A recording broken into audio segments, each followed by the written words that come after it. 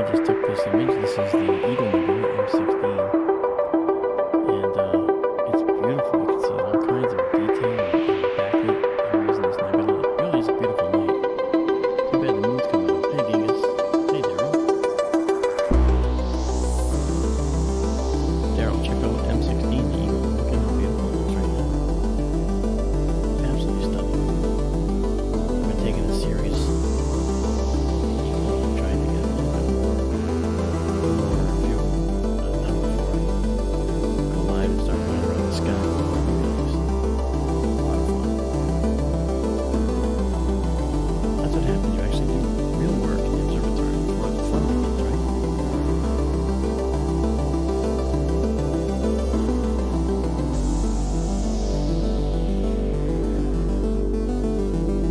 Yes, it is.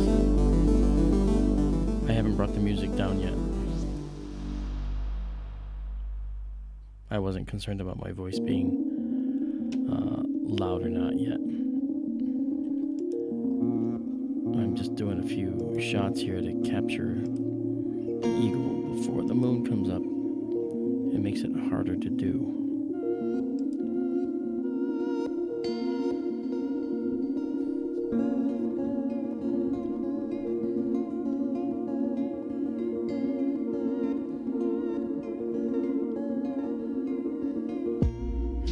No problem, Daryl. I got you covered tonight. If you can't make it, it's perfectly fine. Been doing this a while. Oh, beautiful photos. The little bit of walk here. And we want to try and get rid of that. I have to do some drive training here on the drive to try and get it to just come in a little better. But I'm doing a series of 20-second photos of the Eagle Nebula, and it's really, really good. Yeah, Genghis, I had lowered the... Hey, Tim, how you doing? I had lowered the volume of the music. I had it up initially, and I didn't care that it was louder than my vocals, because I was just doing some photos for myself, and then just started talking to folks. I'm kind of troubleshooting right now as well, which is kind of cool. I don't mind doing some troubleshooting. I got a call from an astrophotographer friend of mine earlier. He's going to come by Thursday with a new device that I also have. Hey, Dagger Spells, what's happening? Justin, how's it going? Welcome to SkyTour LiveStream 2 nights in a row. Moon rises a little later tonight, right about now. But before it does, I want to capture this nebula. I gotta show you some of the pictures. The raw shots are absolutely stunning. It took my breath away. Oh, there's one. Okay, check this out. Look at this raw shot. Okay, you can see this darker column. This is the pillars of creation that the Hubble Space Telescope had taken. Okay, now this is before I do any work on it. Okay, it hasn't even been processed in any way. But look at this pillar. It's silhouetted by brighter material behind it. Now, that's courtesy of the new filter that I'm using. This new filter is just spectacular. So I'm cutting back and forth here real quick just to grab a whole bunch of photos. And I'm going to make sure that I move it a little bit each time. It is beautiful.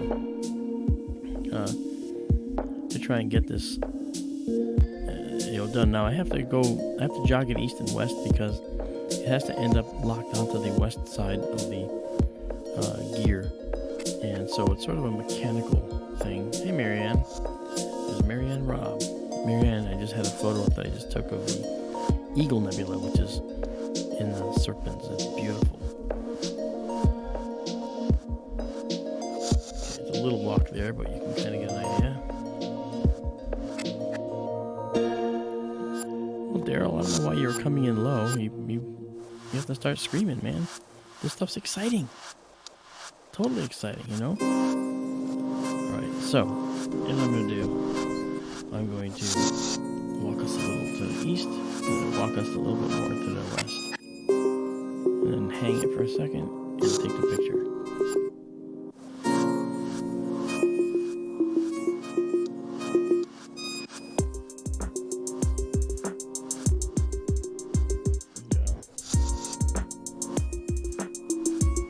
I'm coming in low?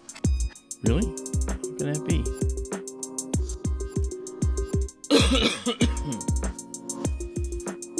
I don't know why I'm coming in low. Look at that picture. Wow. Look at this. Look at this. Holy cow. This is beautiful. This is just beautiful. Yeah, I can see that the music is a little louder right now. This is probably better. I'm doing a little bit of the monkeying with the levels here. I see what's going on. Yeah, I see what's going on.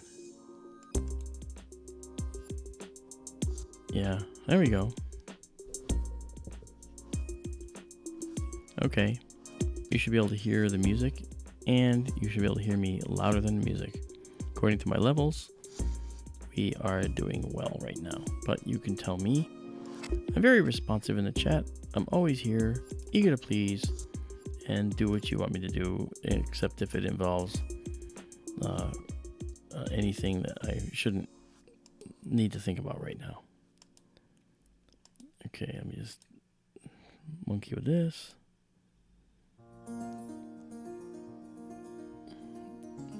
Thank you, Marianne Rob. Yep. Okay, now, this is what it looks like to your eye if you look at it in binoculars from a light polluted site. But if you actually look at it from a dark sky site, what's hidden behind here, in here, is the structures that have been called the pillars of creation. These are, okay, and these guys are not the ones, because I am having an issue with the scope tracking, but I'm in the process of fixing it. In part, tonight is a work night to try and fix these problems. So I may do a couple of things.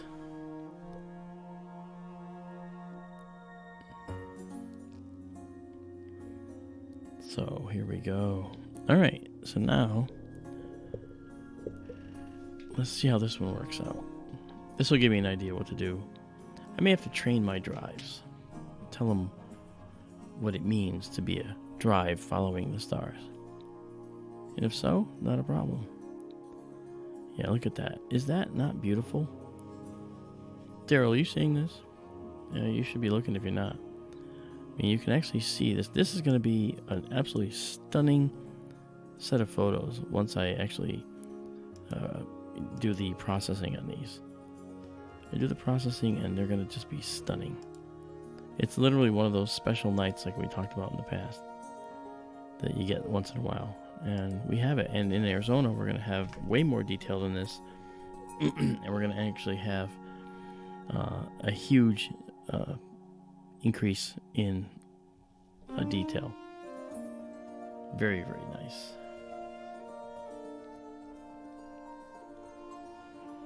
Daryl, you haven't had pizza unless you had New Haven pizza. New Haven pizza in New Haven, Connecticut is actually the best in the entire United States. That's how it's going head to head with pizzas all around the country in an annual challenge. And there's 3 pizza places down in New Haven: Pepe's Pizza, Modern Pizza, and Sally's Pizza. And they have consistently been the top 3 in the country. So you haven't eaten a pizza until you've had a Pepe's, Sally's, or Modern Pizza. I've eaten at Modern, I've eaten at Pepe's. Haven't had Sally's yet, but I hear it's really quite good. Yeah, me too, Daryl. I'm looking forward to the new pick too.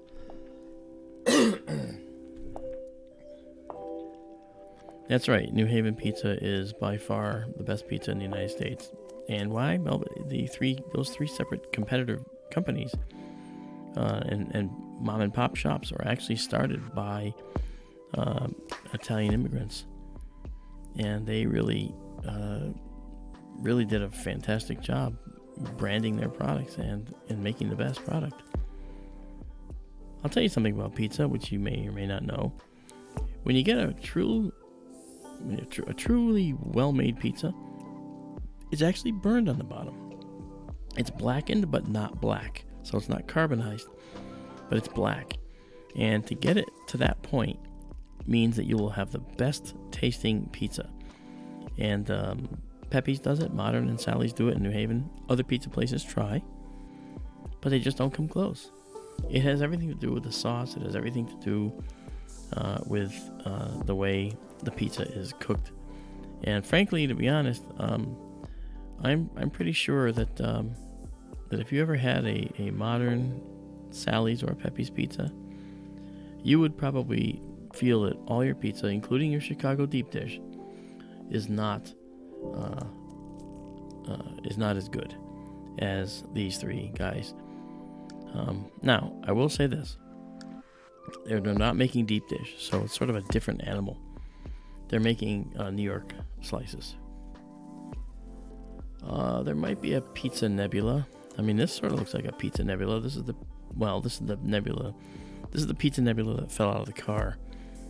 No, I'm kidding. But my gosh, this is stunning.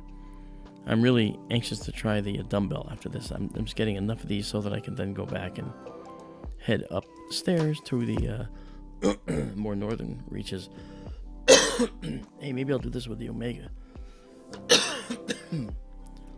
Yes, of course, my coughing you hear. I have, when I came back from Arizona, where I spoke at, as I mentioned yesterday, the International UFO Congress, I ended up catching a cold on the plane.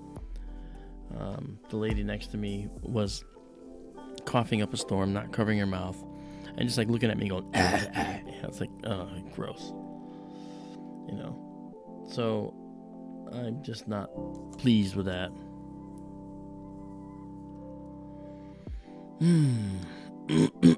If I pause tonight and stop talking, it's only just because I'm trying to fight the. I knew that was going to happen. I'm getting an idea what's going wrong here. It's only because I'm just trying to get a little bit of respite to my voice, a little bit to give myself time to catch up and do better. Yeah. So when we look at what we've captured so far, this is these. Okay, not that particular, but this guy. Look at that. Look at this detail. 20 seconds, and you can actually see there's some real detail here. There's some nice little obvious objects here that are there. That there's pieces here that are coming off that are. Okay, that one just popped in ahead of us. That looks beautiful. I'm getting a little blue around the fringe. You notice that? I'm guessing that is the moon, but I can remove that in post-processing. I can certainly do that. A little bit of moonlight I can handle. When you have full moonlight, well, that becomes a problem. All right, so now let's do one more. Hey, Jax, how you doing? Welcome to SkyTour LiveStream. It's nice to see you here.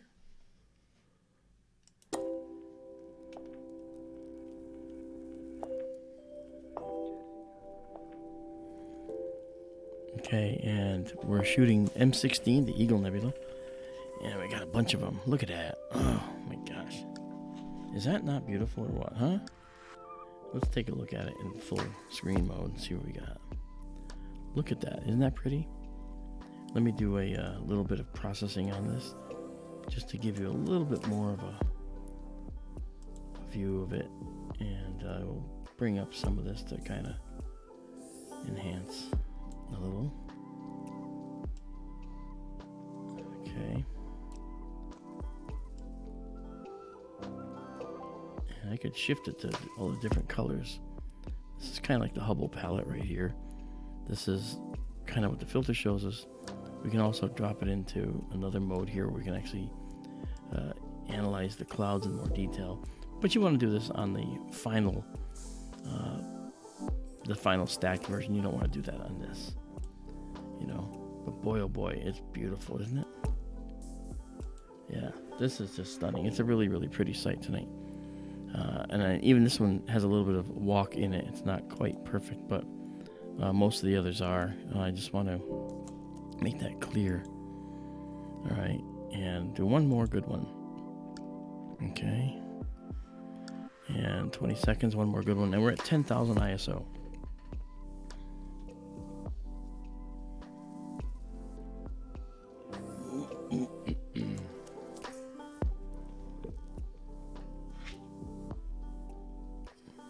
Hey, Stacy Johnson. Welcome to SkyTour LiveStream. It's nice to see you here. Yeah, these are pretty jacks. This is, yeah. This one has a little lateness to it. I'm going to get one more good one, and then we're going to move on. Actually, you know what? I can move on now. Because we're actually here in the sky. Yeah, where is that in the sky? Well, that's about there. It's a little past the meridian, so that's why it's on an angle. But let's go a little farther south, and let's go to the Omega Nebula. All right, here we go. We're going to the Omega Nebula. You watch the telescope moving. You can see the crosshair heading down. And our telescope is now moving. You can check it out here in the dome view. Well, no, you can't because the request is timed out. I will have to bring that back. Not a problem. I shall do it. Okay, so now let's do the following. It's going to be very close, but let's bring it up a little higher and a little eastward. I think that's going to put us there. And now let's do a little jog back. Actually, go into a 4K mode for a moment. Check out the nebula, which I think is right here. Okay. And then we're going to increase the ISO a little bit. We'll wait for the nebula to show up. There it is, dead center. Look at that. Right there. Okay. So now that we know it's dead center, I can shut this off. Go back down to 10,000. And we're going to go 20 seconds as well. And we're going to do this. I'm going to go and start this up. Move over.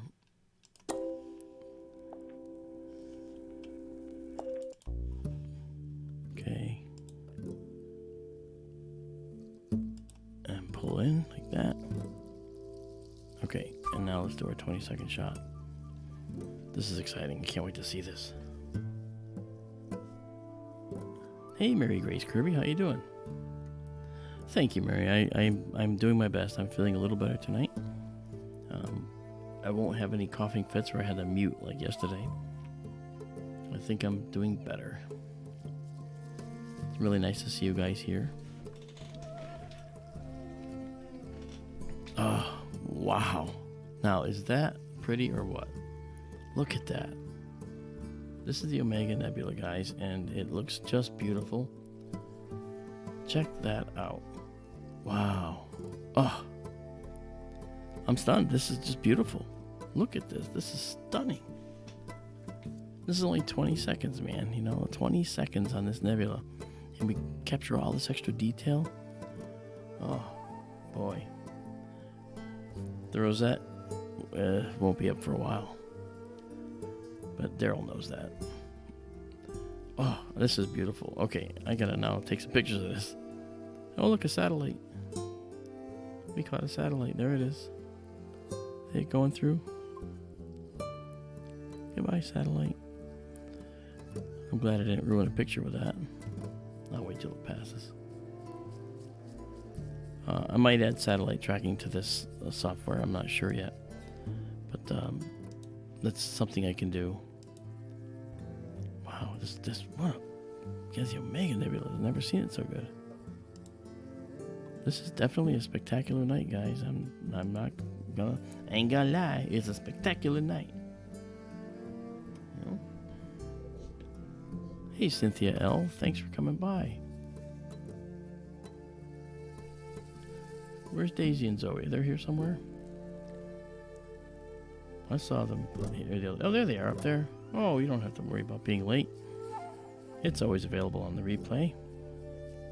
Oh, wow. Look at this. This is so incredible. Holy cripes. Jeez, that's beautiful. Wow.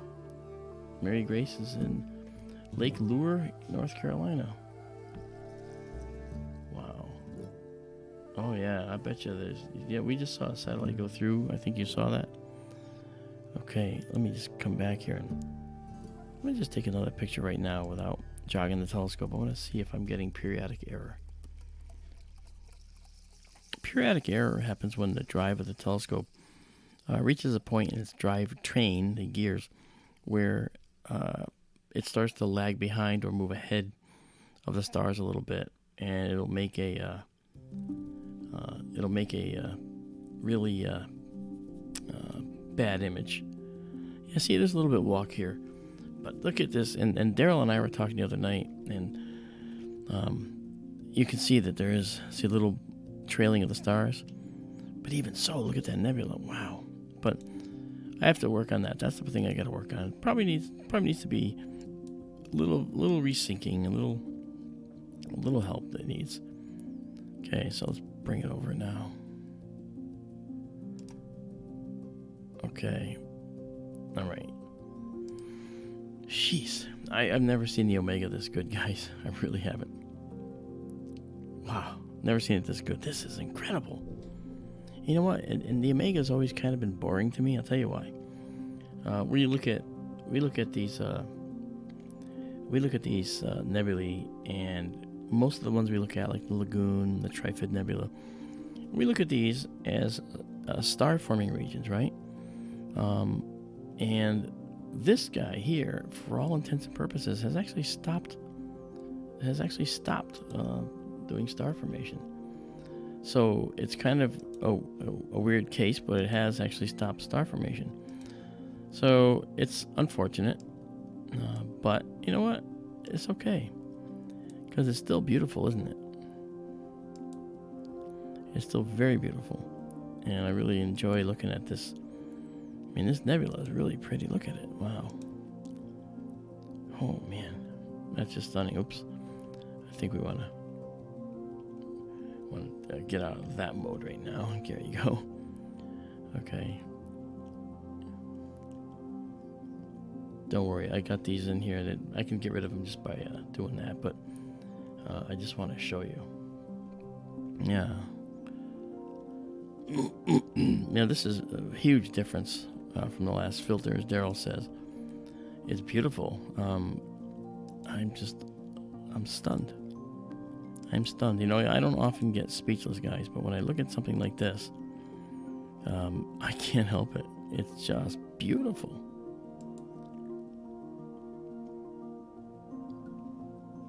Oh yeah, thank you, Daggers. That's very nice. I'm really looking at this going, wow, look at the colors, and these colors are pretty much close to what they are. The filter is kind of giving us a view that's a little more blue, but it's okay. You know, look at that. Wow. So what I was saying about star formation is that many of these nebulae, this is called a diffuse nebula. And when you look at the nebula up close, right, you can actually see that usually in here you'd see that there might be new stars forming. This nebula here, this once star forming region, it has appeared to stop doing so. It looks like maybe all the hydrogen that could be used for being compressed into stars has been used up. So we're not seeing star formation there like we used to. Well, we never did. It was always like this for our entire lifetimes. But it may very well have been we know it was a star forming region at one point. But boy, oh boy. Yes, it did. Daryl said that. Yeah, it's like a duck decoy upside down. We looked at it yesterday. Man, this is getting me so hyped up. I gotta take off my sweatshirt. I had to wear it to go outside into the dome. I had no idea how beautiful it was gonna be tonight. I did get a sense though. Okay, it looks like it's running away from me now. That's not good. I did get a sense that it was actually getting better as the night wore on here. And then all of a sudden, when I actually looked at the sky earlier, I was like, wow, this might be one of those magic nights. Yeah, it does.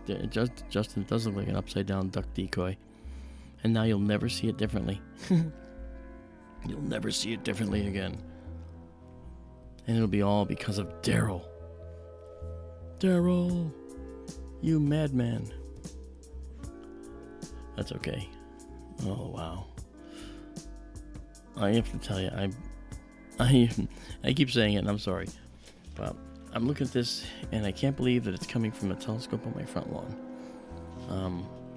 Yes, there's an observatory around the telescope.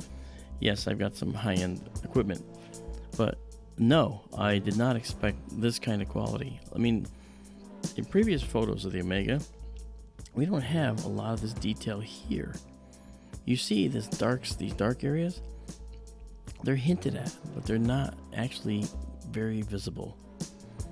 So this is a magical night, and we're going to treat it that way. It's a night of magic at SkyTour LiveStream. Okay, I'll take one more of these, and then we'll go to something else. I think maybe we need to do the Veil Remnant. The Veil Nebula. Holy cow, that's probably going to be gorgeous. I may have to move the dome for that. The dumbbell will be stunning.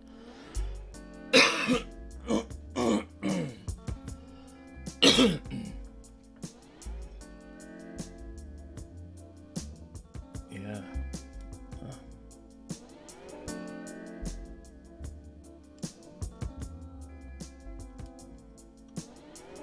Wow. Excuse me. Okay. All right, that's a few. And I'll just do one more just to be able to capture.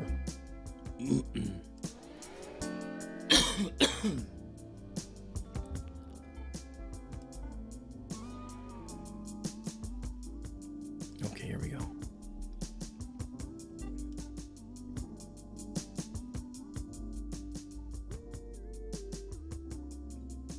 Yeah, who needs Monday Night Football? I know a lot of people that need Monday Night Football, including my son. I don't need it. I don't need it. But hey, I'll tell you. Okay, it's starting to get a little bit problematic here now. Let's do.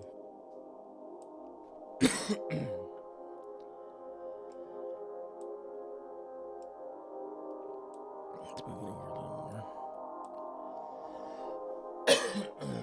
Jeez. Sorry. Okay. One more. I just want one more good shot. Hey, Rock. How you doing?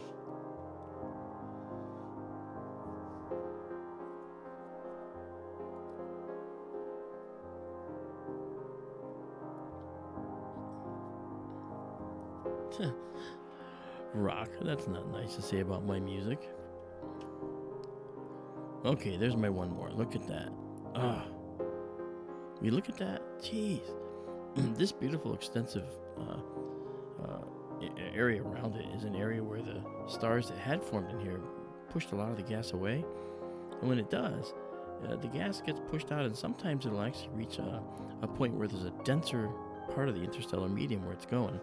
And when it does, it gets compressed once again, and it can be caused to glow by the radiation of nearby stars. And that's what we're seeing here.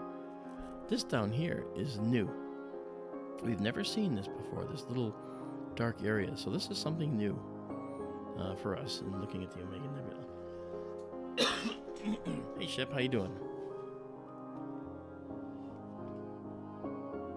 And Shep made a very nice comment on last night's video, and I want to thank you, Shep, personally for that. That was very nice.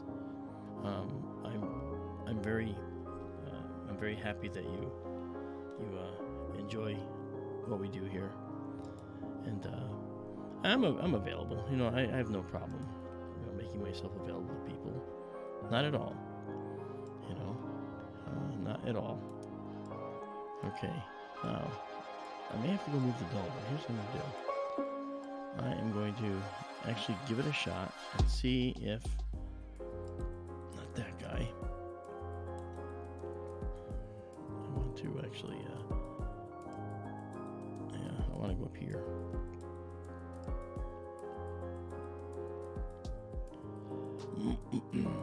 I'm going to see if we can get to the dumbbell right now.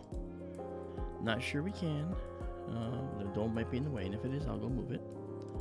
Let's go. And there we go. And we're off. And let's go look at the telescope moving. You can see it moving down here in the lower right. Okay. Oh, it's heading up. That could be problematic. We'll see. We will see. First things first. Let's go bring up. Let's bring this up. See if the dumbbell is in there. There it is. You can see it. It's right there.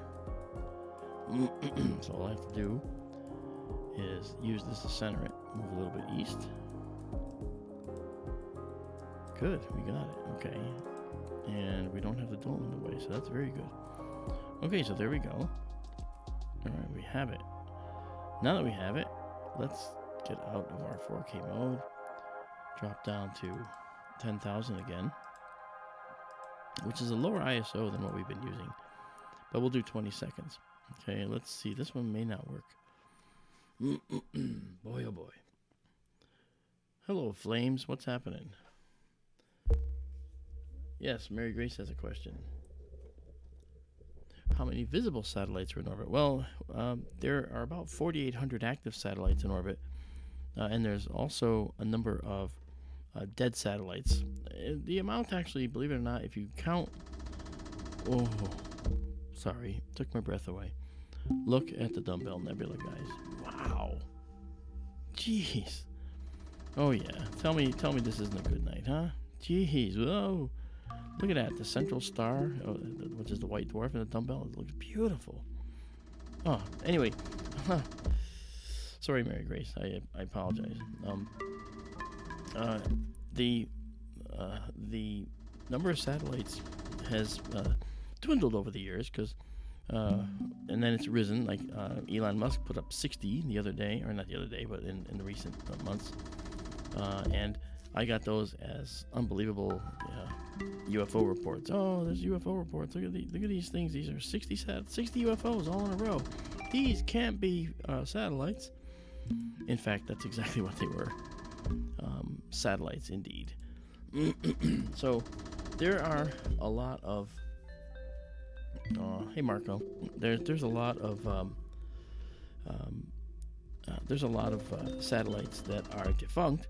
But of the ones you can see, the visible satellites, we've got several hundred that are visible to the naked eye. So it's not uncommon to see them over your head at night. What's uncommon is to, capture them crossing in front of your star images. And every time I take one of these, I always look to see if we've got one in here, Like, I'll just take a look here as a just a nice close-up view. This is a closer view here, okay, of the dumbbell, and you can see a tremendous amount of stars in this field, and many of them are hard to see, but they're there. But sometimes you might see that they seem to have moved a little, and if they're all moving together, then it means it's just a defect in the way the telescope took the picture. But sometimes you might just see one that's moved, and that is something a little different. Okay, that is possibly a geosynchronous satellite. That is one that stays over the same spot on the Earth all the time. And because the telescope is following the stars, well, the stars are rotating out from under us, right? We're rotating out from under the stars. But still over our head is a satellite that's 22,000 plus miles out if it's geostationary. And it's still going to be over the same spot relative to us. So it'll be like, say, right where this arrow is. Wait a minute, let me just get rid of that. It'll be right where this arrow is. Okay. But the stars will keep rotating this way. They'll keep rotating that way. So it might make a little streak. Okay, as the telescope's following the stars. So the telescope's moving this way. And the satellite's staying over the same spot on the Earth. So it tends to look like a little streak going that way. Boy, this is beautiful. Oh my gosh. Wow. I'm it doesn't take much, does it, to really excite me here, I'm telling you. I'd rather be doing this than anything else right now, guys. Anything else. I'd rather be doing this. I mean, I should say, like, my other car is a telescope, that kind of thing. Can you imagine when I get this under Arizona skies? Oh my gosh. I'm drooling here to get this under the skies. In November, I'm going to go out into Arizona, I believe. And I'm going to be able to... Yeah, this is beautiful. I'm going to be able to scope out my site where the telescope is going to go, courtesy of a friend of mine who used to work as a scientist at Lawrence Livermore Lab in California. He was there for 20 plus years, and he has generously given me a spot on his property to set up the telescope. Do you realize how big that is? Because you have to set up a telescope where you're going to have internet service. He has it, okay? You have to set up a telescope where it's going to be dark. He has it. You have to set it up where you actually have to either buy the land or get it through some foundation or whatever. Well, he's not donated it, but he's allowing me to set up on his land. And I am like, the only thing stopping me from doing this now is time. I just have to make the time to get out there. So in November, I'm going out, and I'm going to do a Wi-Fi scan and check where things go. And I've got to buy other pieces like dome cameras that will allow me to, I bought one actually yesterday, which will allow me to look inside the dome, kind of like this camera down here, but it won't ever go offline. It's just going to be constant. And I also need a dome camera, that is to say, an all-sky camera. And the all-sky camera is going to be for purposes of checking the weather, checking the sky conditions, and it'll just be stunning. Oh, man. As if this isn't stunning. Look at this. We're closing in on the dumbbell. I'm actually seeing detail in the dumbbell that I have not seen before. Okay, I'm actually seeing subtle wisps here that I never saw. A subtle wisp there.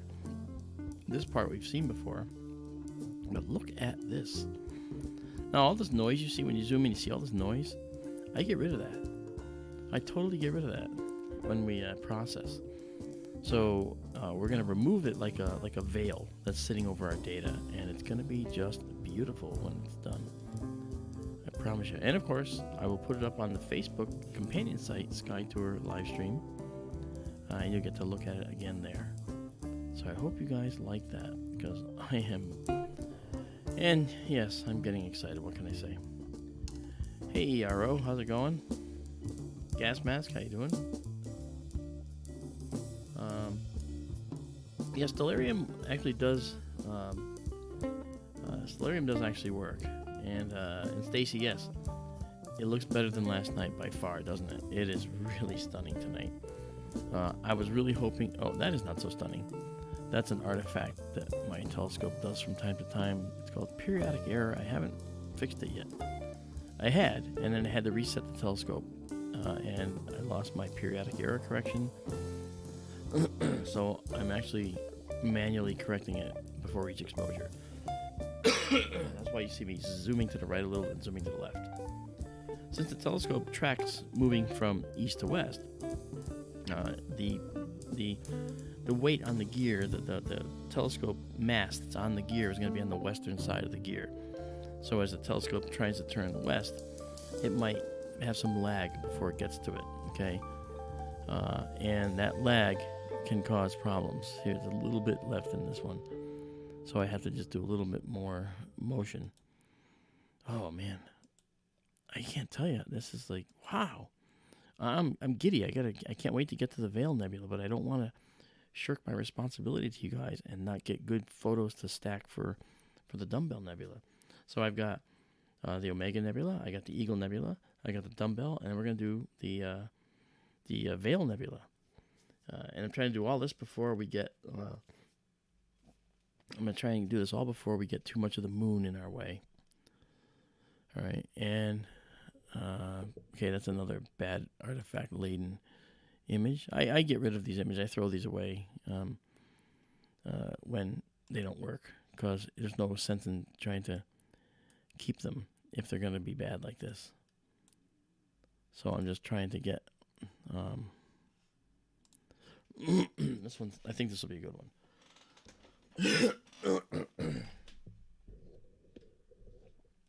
Oh, don't worry, Mary. I know I have a little cold, but you know what? You look at a night like this, and guess what? I see no cold. I don't feel anything other than wow. You know, I actually forget to put on my coat sometimes to go out when it's beautiful weather, a beautiful night. You know. Okay. This one is reasonable. I'm wondering. I'm seeing a little blue haze. I really hope that's not the moon too badly. It might be. But you know, we'll know. I'll know. But I gotta say, boy, this is beautiful. And we might have the same kind of weather tomorrow. And if we do, the moon's gonna rise even later.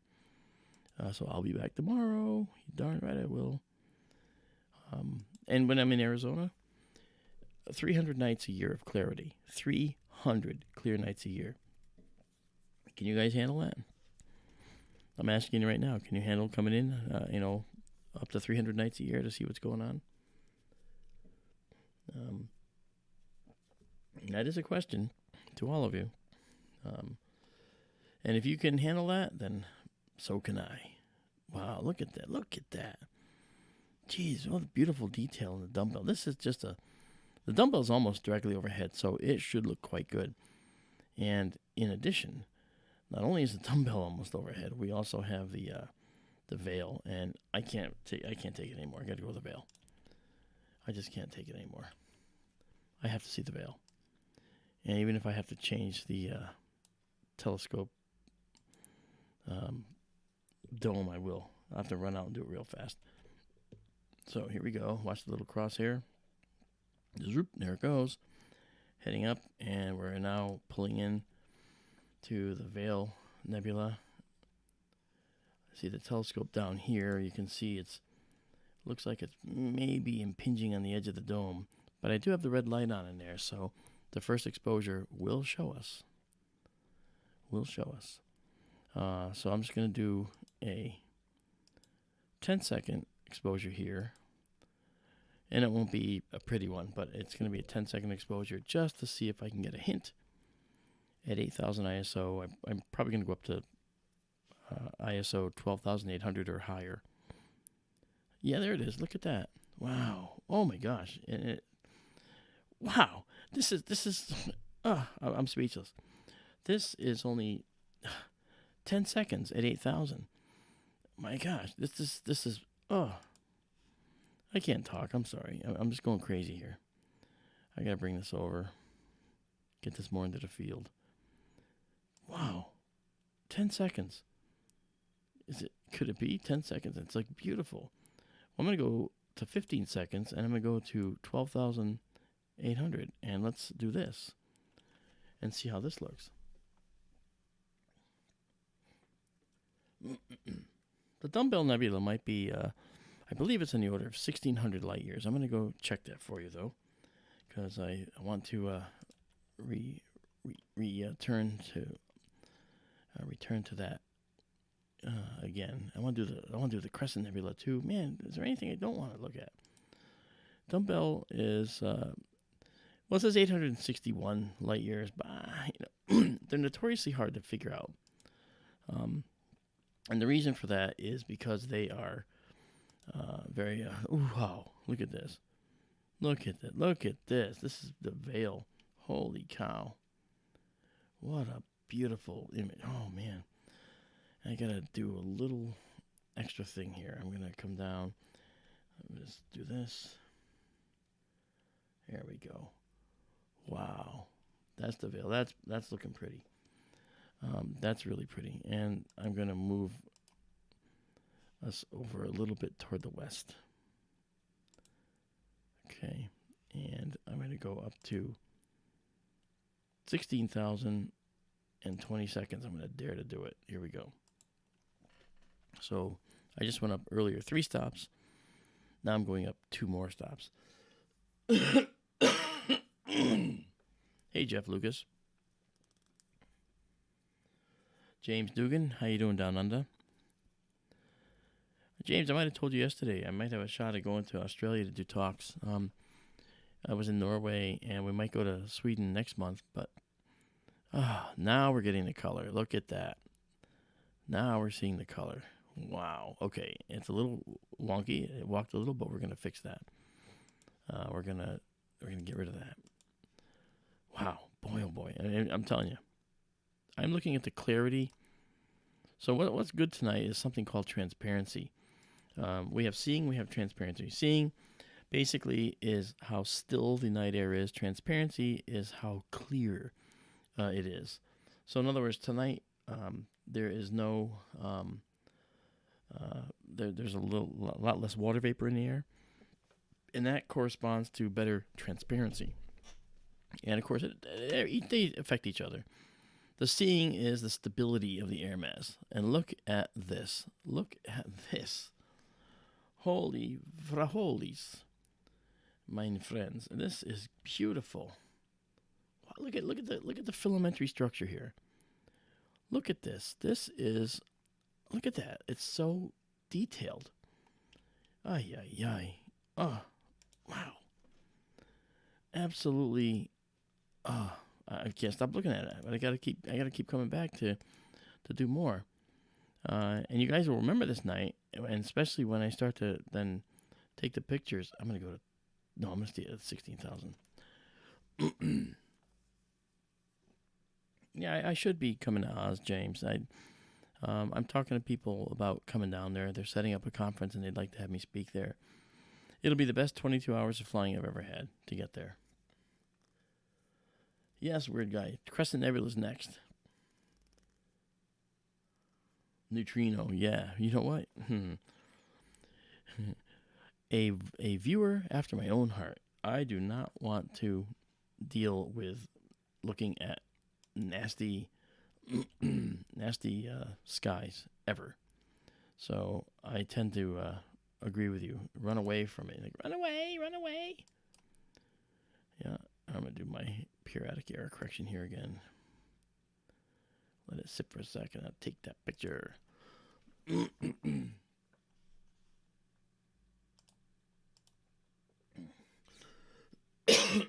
Yeah, let your comment go through, Shep, because it is a long-ass flight, let's be honest. And that's actually that's from like Los Angeles or San Francisco. It's 22 hours. From here, it'd be even longer. I'm in Connecticut. Look at this stuff. Oh, you can't see it. I keep forgetting that okay, there we go. Yeah. All right, real quick now. I have to just do a little maintenance down here. All right, back. Okay, now we get back to this.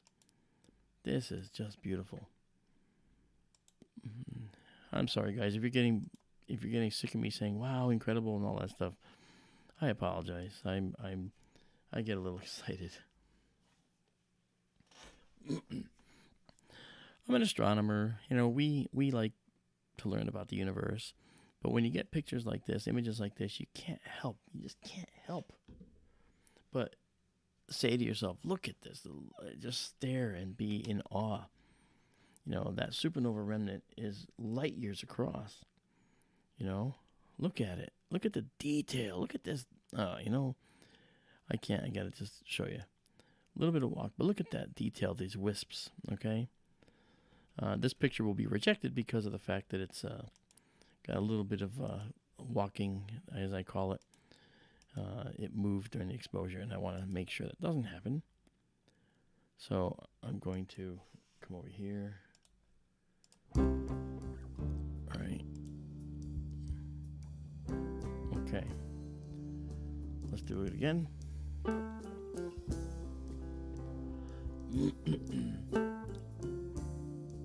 Yeah, London's 23 and a half hours for you too. You know, cause you're crossing to get to it. Are you going through Africa, and like Copenhagen or whatever, or Dubai, and then going to London, or are you going the other way toward Hawaii? Okay, that was it. Reject. James, I was talking to you. Sorry. I am interested to know because, I thought I'm used to long flights, because I fly to Arizona a lot. I flew to Los Angeles to do a Discovery Channel show and a Travel Channel show. Went there for one day, did all the shows, came home, then flew to Norway the next day. And Norway was a 10-hour flight on the way because I had to stop in Copenhagen. There was a little bit of a layover. But you know what? Singapore. Okay, gotcha. My brother-in-law has a company in Singapore. If you ever fly back from Oslo Gardermoen Airport from Oslo, I'm sorry I let myself get interrupted, but look at this! Wow, you can see my dynamic noise correction, and put in there. Oh man, it doesn't destroy the data though. It doesn't ruin the data. If you leave Gardermoen in Norway, you'll find that you're going to fly over the pole a little bit. And on the way back, it's the right time of the year so that when you fly back, you go over Greenland. And I left at 11:30 at night in Oslo. It was pitch black, dark. As we got to Greenland, the sun started coming up. And then went back down after we heads south toward Nova Scotia. And when I looked down at the Greenland ice pack, it was like extremely cold and forbidding looking. I just was thinking, wow, I could never in a million years imagine being stuck there right now. Wow, very, very cold and forbidding. But that's okay. I was very, very pleased to be able to see the sun come up and go down. It was kind of cool, really cool actually. Kind of like the midnight sun, but not the same, not exactly the same. This is gonna mess up over the lower right here for a second, so let my setup come back here while we're taking this other picture. This is going away probably by tomorrow, maybe. I'll be installing a different system out there, so I no longer have to worry about this kind of stuff. It'll be a constant feed from the observatory, which is exactly what I want. Oh my gosh. I don't know if you guys are with me the night that I actually looked at this for the first time.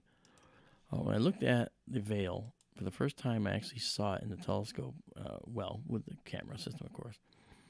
And it was so... I just took my breath away. And people out in the dome heard me. I was in the dome at that point. I didn't even have it remote yet. I was going, wow, wow, wow. I really sounded like an idiot, I know. But boy, what a beautiful sight. And in this supernova remnant that remains of a star, a very massive star that was, minimally 8 to 10 times the mass of our sun. And when it exploded, it just expelled everything into the interstellar medium of which it was made, And that included a lot of this material. You can see these green here and some red. Well, the green is oxygen. And as it was expelled, it runs into other material out here. And this other material can cause this gas to really heat up. And when it causes it to heat up, it can actually cause it to ionize again, and that's kind of what we're seeing here. It ionized. And so this ionization will cause the gas to actually do the process I mentioned to you a number of times.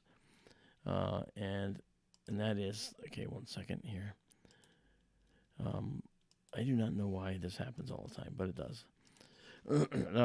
The electrons will jump off the atom and ionize. So when electrons leave an atom, it's ionized. Okay, when hydrogen ionizes, it becomes, the H1, basically, the H2 rather, where H1 is the base state energy. So that's how they label it, and it's a Roman numeral, H1, Roman numeral 1. Okay, H2, H Roman numeral 2, is the ionized hydrogen atom. And when the electrons recombine, they go through cascading energy levels inside the atom and find their way to one in particular more than others. And that one they find their way to in particular more than others is the one that brings them down to what's called the second level, or n equals 2. When that happens, there's a characteristic amount of energy that they release. And that energy is a specific color. And in our case, what we notice is it's red. Okay, and so hydrogen 2 regions are red, like the Orion Nebula's red gas that we see, like the Eagle Nebula's red gas that we see, the Omega Nebula's red gas that it still had. That was H2, or ionized hydrogen, singly ionized.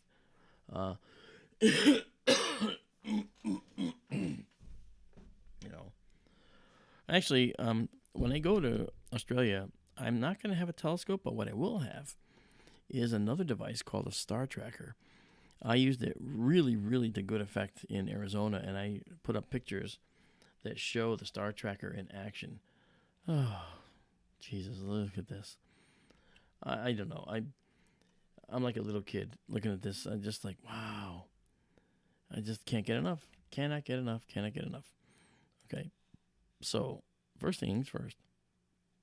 Let's get back to here. And let's run eastward again. Nope, I meant westward.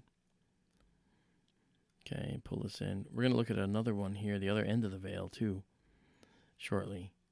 I'm only looking for about 6 to 8 of these to stack, because with information this good, you don't really need that many. If you have them, it's wonderful, but if you don't, then it's still fine. Wow. Ay, ay, ay.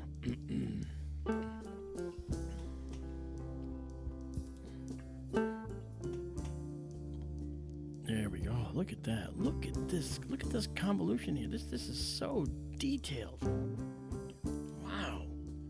I just know what to say. I've seen it before. I've seen a lot of stuff before, guys. A lot. But this, it literally takes the cake. Oh, Daryl's going to be so mad that he's watching American Ninja Warrior. Jeez. Hey, Carolina Sky, how are you? Welcome. We've looked at the Eagle Nebula. We've looked at the Dumbbell Nebula. We've looked at, and we're looking at the Omega Nebula we looked at. Now we're looking at the Eastern Veil. And it's just, well, if this picture comes out, you'll see how it's looking. Okay, it walked a little, but let me show you one that didn't. Here's one before. Look at this detail. Look at this detail. Isn't this beautiful? And I'm using a different filter now in the telescope, with one that's actually allowing us to capture much more detail in the specific bands that we like to look at. The H-alpha, the oxygen 3, and sulfur. And this is just stunning. Oh yeah. And we had a couple satellites zip through the view a little while ago as well. Oh man, Daryl's gonna be so mad. He's not gonna believe he missed it, because he really likes to see these views. You know, he does. Okay, one more and then the Crescent Nebula. I'm really itching to look at that. Let's make sure this came out right. That's beautiful. Okay, that'll make an excellent ending one for this particular object. Let's now go to our beautiful planetarium and run over to the Crescent. I'm hoping that the Crescent will be visible. That is to say, in the dome. I'm just going to move over there and see if we'll be able to see the Crescent. I don't want to have to move the dome, but I may have to. Let's go. Okay, there goes the telescope. You see it moving, and then run over here. And down here we can see the telescope moving right here. And it looks like we might have made it. So let's go into quick 4K mode to see where it's going to be. And just bring this up.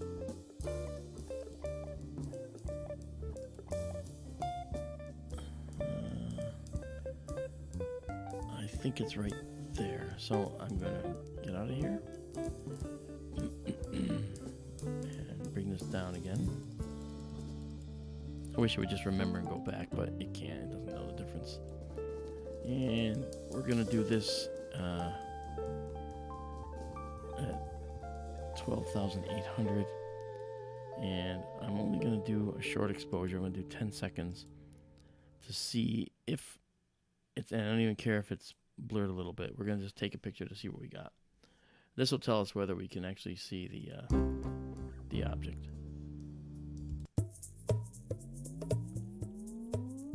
There we go. Right in the middle. Look at that. There it is. Okay. Excellent. So now we can up this to 20 seconds. And let's go to 16,000.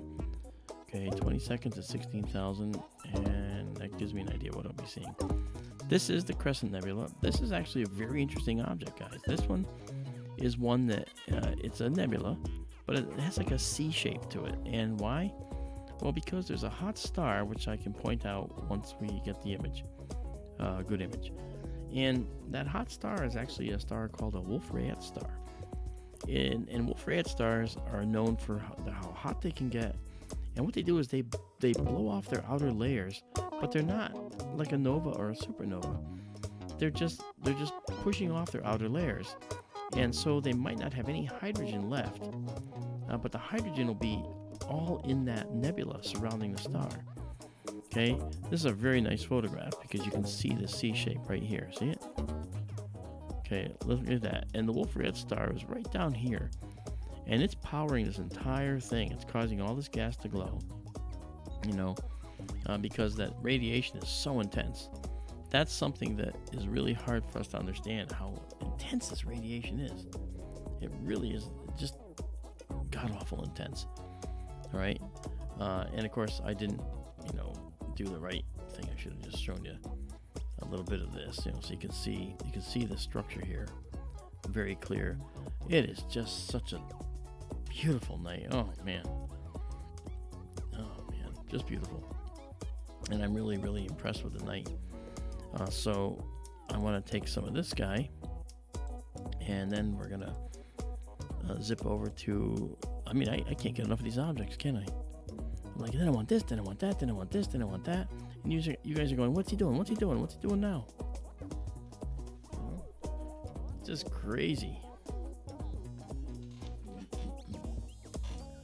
Hey, Most Intelligent, how you doing? Welcome to SkyTour LiveStream. I'm glad you could join us.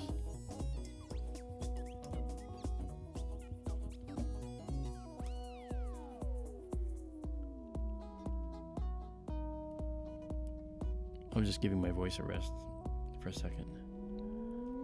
Look at that! Wow. I've never actually had the Crescent Nebula this good. So I'm actually going to take advantage of that and take a few little extra shots of it, if you don't mind. I would like to do that. 20 seconds at 16,000, and after I get the processing done, it's gonna look really, really beautiful, I hope. Because the ones I've shot before look beautiful, but the night pales in comparison to the previous nights. So I'm really excited. Like, actually, almost too excited. Look at that. So again, this is a Wolf-Rayet star down here that's actually blowing up this big bubble around the star. And you might say, well, how come we don't see it on this side? Okay, you can see a little bit here that we've never seen before. That's something that comes in on beautiful nights, and we've got it right there. We don't see any on this side because of the nature of the interstellar medium out here. There is more out here. You can kind of get a hint of it, but it's very dim. Okay. All right, so let's do another one of these, and then I'll bring it back and talk some more about it. Okay, 20 seconds there. So let's go back to this guy for a minute. And this is the Crescent Nebula is almost 5,000 light years away, right? And it actually stands to reason that this nebula is a very This nebula is a very extensive nebula because of the fact that the star powering it is really so amazingly powerful and strong, and we can see something to that here. Now, let me just take the close-up view here, and let me see if I can play with the colors a little bit, give us a little bit more contrast maybe, and drop down just a little bit of that, just to give us a different look. Yeah, so we can go to different values to see what that might look like. And I really think, like, there you see the red pretty well, in fact, but really the real true color is in here. But the red, you notice how the red pops right there? Okay, that's the hydrogen alpha location in the nebula right there, and that's I don't know if you can see that actually. Let me see if you can. You're not seeing it, are you? I'm going to make sure you can see it. There we go. So now you can see how the different colors pop when you are emitting different wavelengths. Okay, here we see this part of the nebula coming through. Okay, this is this one over here. This part of the nebula comes through here. The red is almost invisible at this point. All right, but the filter is accepting and getting all this information, but we're not seeing it. Now, when we go right to this wavelength, then we see this part of the structure as well. Okay, and then this part. All right, so you see, we have to. What I do when we process is we bring all of those out together, and we make them visible together, and that's actually something that's very important to do. Okay, so that gives you an idea of what happens and gives you an idea how we process some of these. Okay, and I spent valuable time telling you that, but it's okay. Did you see a little flash right there? I did. That might have been a glint from a rocket body or something. Or it could have been a meteor that's heading directly for us. I'm not kidding, that's usually what those are.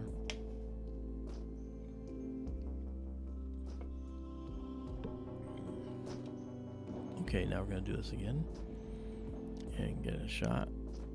And let's go in here and see if we got this next shot came in okay. Okay, and let's just zoom in first. That's beautiful. Wow. Look at that little tiny red star right there. It's probably an M-type star. Okay, a little bit out of focus. A little bit. But you know what? I'm going to just keep plugging away. We've looked at quite a lot of objects already tonight. Amazing. All right. Amazing to think that where you see just very few stars, there's actually quite a bit of information lurking behind there, huh? Isn't that wild? Really wild. Yeah, so let's go back to this guy now. Wait for the next image to come in and see if we can actually, because it'll overlay right directly on this one, right in the exact spot. Okay, a little bit off, but again, I'm working through periodic error here on the drive. I'm glad you guys are having fun, though. I think those of you that are sticking around are having fun. Those of you wondering what's going on over at American Ninja Warrior, well, I can't blame you. I mean, there are people that love it, for sure. I don't have time for it. I'm just doing this like crazy, huh? I do want to say hi to the 31 of you that are actually watching right now, and I'm humbled and pleased that you are. I think that you would find that watching us here is probably better than American Ninja Warrior. I'm kidding, of course. Who can argue with such a energetic show? Okay, we had a question from Mary Grace Kirby. What percentage? 1%, 5%? Of what you, I think you got more here. I got to bring it up. Well, you see night sky is unexplainable. Okay, that's a very, very good question, Mary Grace. A wonderful question. The answer is there is enough stuff that we know of, that we know about, but this is a kind of a two-part answer. And what we see in the sky, we can understand probably 96% of what we're looking at in the sky now. Okay? All right? And so that means stars and nebulae. We kind of understand what they're all about, where the stars come from, how it works. We kind of understand that. But there's another part to this question, Mary, and that is that when we look at the overall picture of what we know, okay, 73% of the universe is composed of something called dark energy. Okay, 23% of the universe is composed of something called dark matter. Now you see galaxies, they have spiral arms. Well, don't you think that over time, that since stars are rotating around the center of a galaxy, shouldn't those stars, wind up in the spiral arms? Shouldn't the spiral arms wind up? And the answer is they should. They should. The spiral arm should wind up because that's the way the rotation is going. But how come they don't? What we discover, what we view, is something very different. We actually see that the spiral arms and the entire disk of the galaxies, in fact, are moving like a rigid disk. And the only explanation for that was that we were looking at something called dark matter. And that's where the dark matter theory came from. It turns out that galaxies have in their halo, the area around the entire galaxy, this dark matter, which tugs on the disk and makes the disk of the galaxy rotate as if it was a one big rigid disk. And that doesn't make any sense from a Newtonian physics point of view. What does that mean? It means that when we look at Mercury circling the sun, it's close to the sun. It whips around the sun in 88 days. Okay, it has to stay in orbit. If it went any slower, it'd fall into the sun. If it went any faster, it would fall away from the sun. It would move away from the sun. And Pluto takes over 270 years to go around the sun. So we're seeing that it's moving much slower out there, isn't it? And why this is the case has to do with Newtonian physics.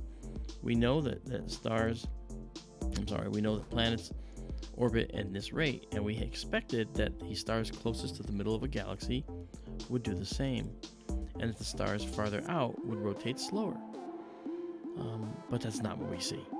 In fact, what we actually see is with the stars in the outer part of the galaxy, they're actually rotating at points faster than the stars near the center, and they end up moving around the center of the galaxy and orbiting the galaxy. Now here's the other thing. I'm just gonna keep going here. They don't actually stay in the spiral arms. This is the biggest weird thing that you have to deal with tonight. The spiral arms in a galaxy are due to something called a density wave. And you're like, what is he talking about? Well, I'll tell you, you've seen it every time you got in a traffic jam. When your car enters a traffic jam, it slows down, sometimes it stops, it moves ahead, moves a little, then your car gets through the traffic jam. You keep going. Well, all the cars behind you are doing the same thing. It's not all the same cars that are in a traffic jam, but from up in the air, when you look down, you're going to see a knot of cars. And they're all going to be different. At any time you take a snapshot of them, they're always going to be different cars. But the knot of cars is still there. That's called a density wave. Big words for a phenomena that we see. That density wave, that collection, that concentration of cars, you can translate to a concentration of the stars that are in a position in the galaxy where they're actually being stopped or their motion is being retarded by something. And then they too move through. So the spiral arms don't always have the same stars in them. There's your little conundrum for the night, so you can tell a little bit about the universe. So going back to your question about what do we know about the universe, Mary, 73% is dark energy, 23% is dark matter. That leaves 96% that we don't know about. Of that 96%, we know 4%. Right, that's where we landed on Mars with the landers. We put people on the moon. We've visited asteroids with that knowledge of 4%. Except there's a problem. We actually don't know where the entire 4% is. We only know about 2% of the 4%. So it means that there's missing mass. We don't know where it is. We can't find it. Guess what this led to? This led to theories about parallel universes. Why? Because we don't have enough mass in our universe to have created the Big Bang. How about that for that? How about that for you? That's another one for you to ponder tonight. And since we didn't have enough mass to create the Big Bang, what this means is that our universe, without the mass to create the Big Bang, shouldn't exist. Unless the universe... I'm just stunned, by the way. I'm just... okay.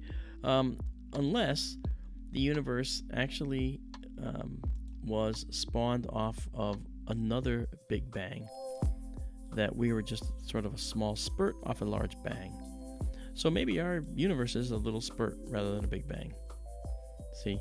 And then, coupled with the mass that's elsewhere in another universe, it might add up to the mass that's required to create such a potential set of universes. And this is where current physics lies. Is this where it is? Or is this how it is? And here's Keith. Keith, how you doing, brother? We've been talking about some wonderful stuff. Look at the Crescent Nebula. I took so many pictures of all these nebulae. Are you streaming or no, Keith? Because if not, why don't you come on? You can come on if you want and hang for a little while. You got questions? We have answers. Okay, now we're going to just take another picture here. Grab this, go east. Go west. Go west, young man. And now let's do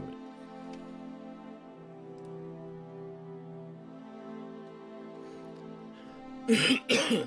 So that's your conundrum for tonight. The other one is how the universe shouldn't exist.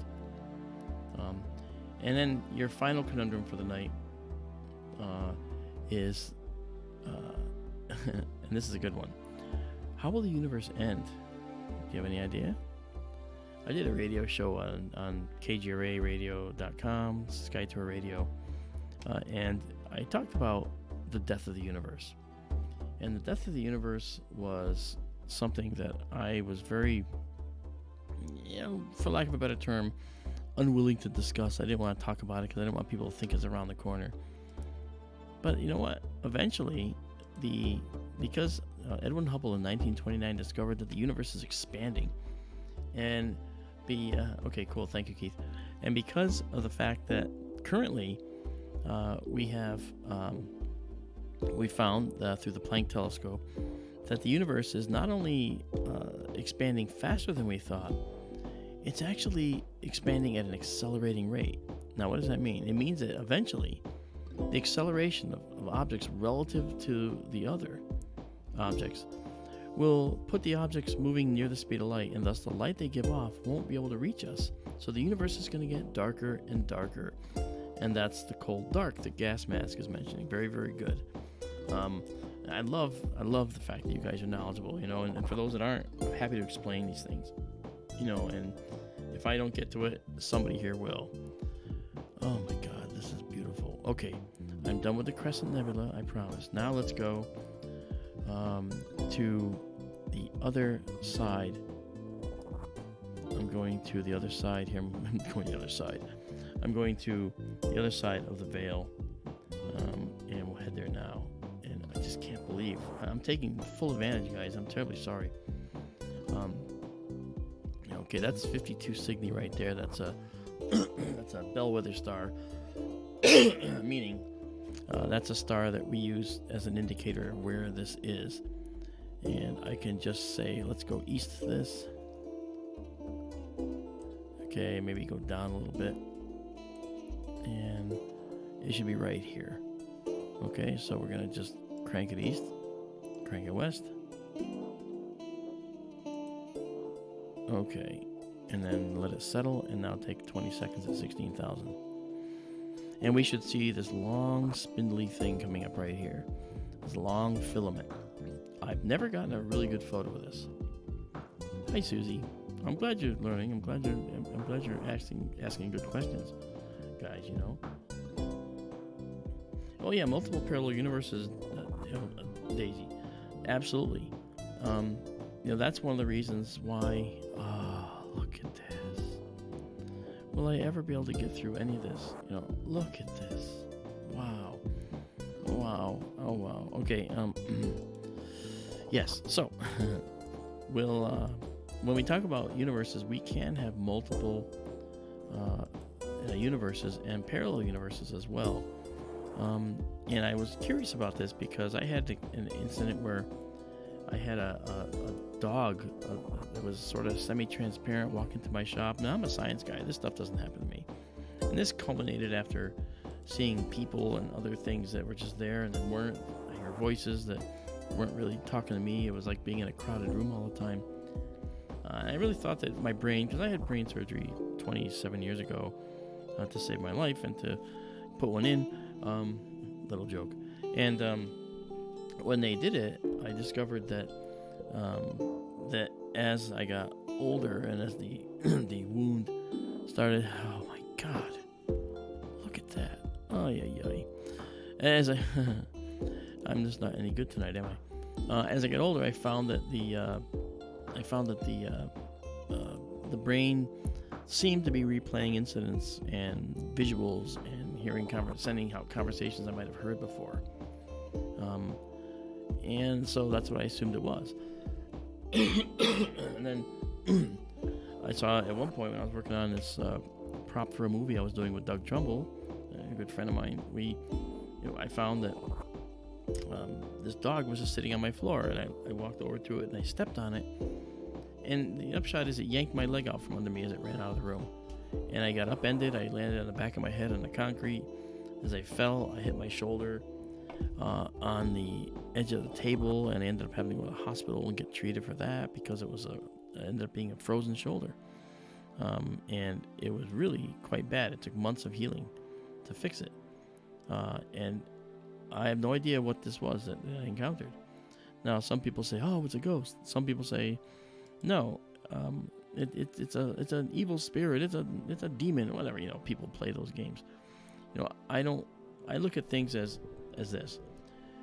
Every single thing like that we see. Every single thing that we see.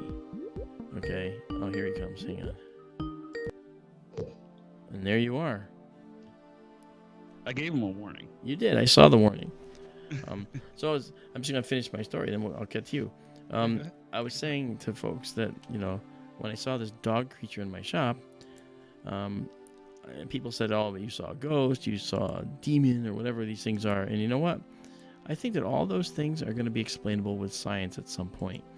And I think maybe we could have been seeing this bleed through from a parallel universe. And I'm not the only one that thinks this. This doesn't come from Mark D'Antonio. This is something that was actually part of, the learning process for me.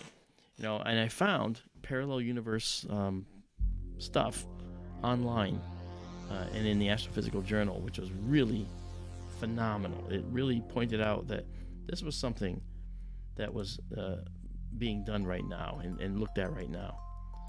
Unbelievable. Keith, I'm sharing my screen with you. Are you? Yeah, so you can look at it and see what I see live. Just watch your CPU usage, because for some reason with the new Skype update, it's been using a lot of CPU to share screen with Skype for some reason. Okay. Well, so just keep an eye on it so you don't. Yeah. No, people will tell me, look at this. This is the Veil Nebula. This is just beautiful. I don't know if you've seen some of the things we saw earlier. Mm-hmm. But we posted a similar image the other night, right, when we were live. Yeah, this is the Crescent Nebula. Okay, and I'm going to be working on these. I got several of these. Okay, nice. Yeah, I got a lot of them actually, and then I'm so happy I got a lot of them. I got more than I thought. It's a beautiful night. Yeah, and then I got this is the other side of the veil. Look at this stunning view, huh? And these are the raw images, okay? So the folks watching know that these are going to be transformed into these stunning beauties.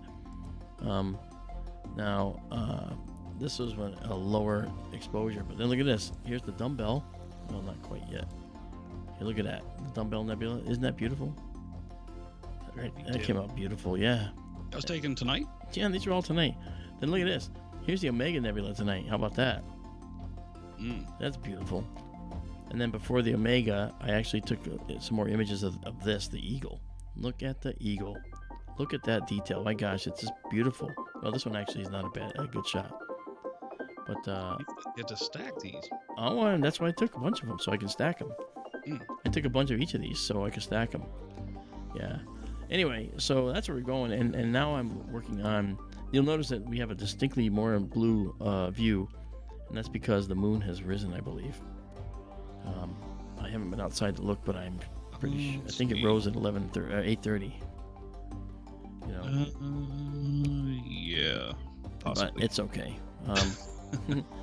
Because I've discovered that I can still take beautiful shots even with the full moon and so forth. I did the other night. You streamed last night, right? I did. And you know what? I got a new filter, man. There's a new filter now I'm using. It's called the UHCS filter, and it's actually quite nice, and it allows us to actually see details even in moonlight. And the moonlight is strictly held over into the blue, and you can get rid of the blue. Yeah, it's really nice. Yeah. Yeah, actually, Shep, you should do that. You know. Next we can do these days. Hey, Karen Belmont, how you doing? Yeah, I'm gonna have a paranormal guys come here from New York to check out the area just to see what's going on. Because when that dog upended me, I had no idea why and how and all that. And I'm a science guy, right? You know, Keith knows. Mm-hmm. I don't take the flights of fancy. I believe in the facts, you know, as well. Well, some things just have to remain unexplained until they can be. That's correct. You know what I mean? Yeah. So tell me, I want to know all about your plans for going out to Utah.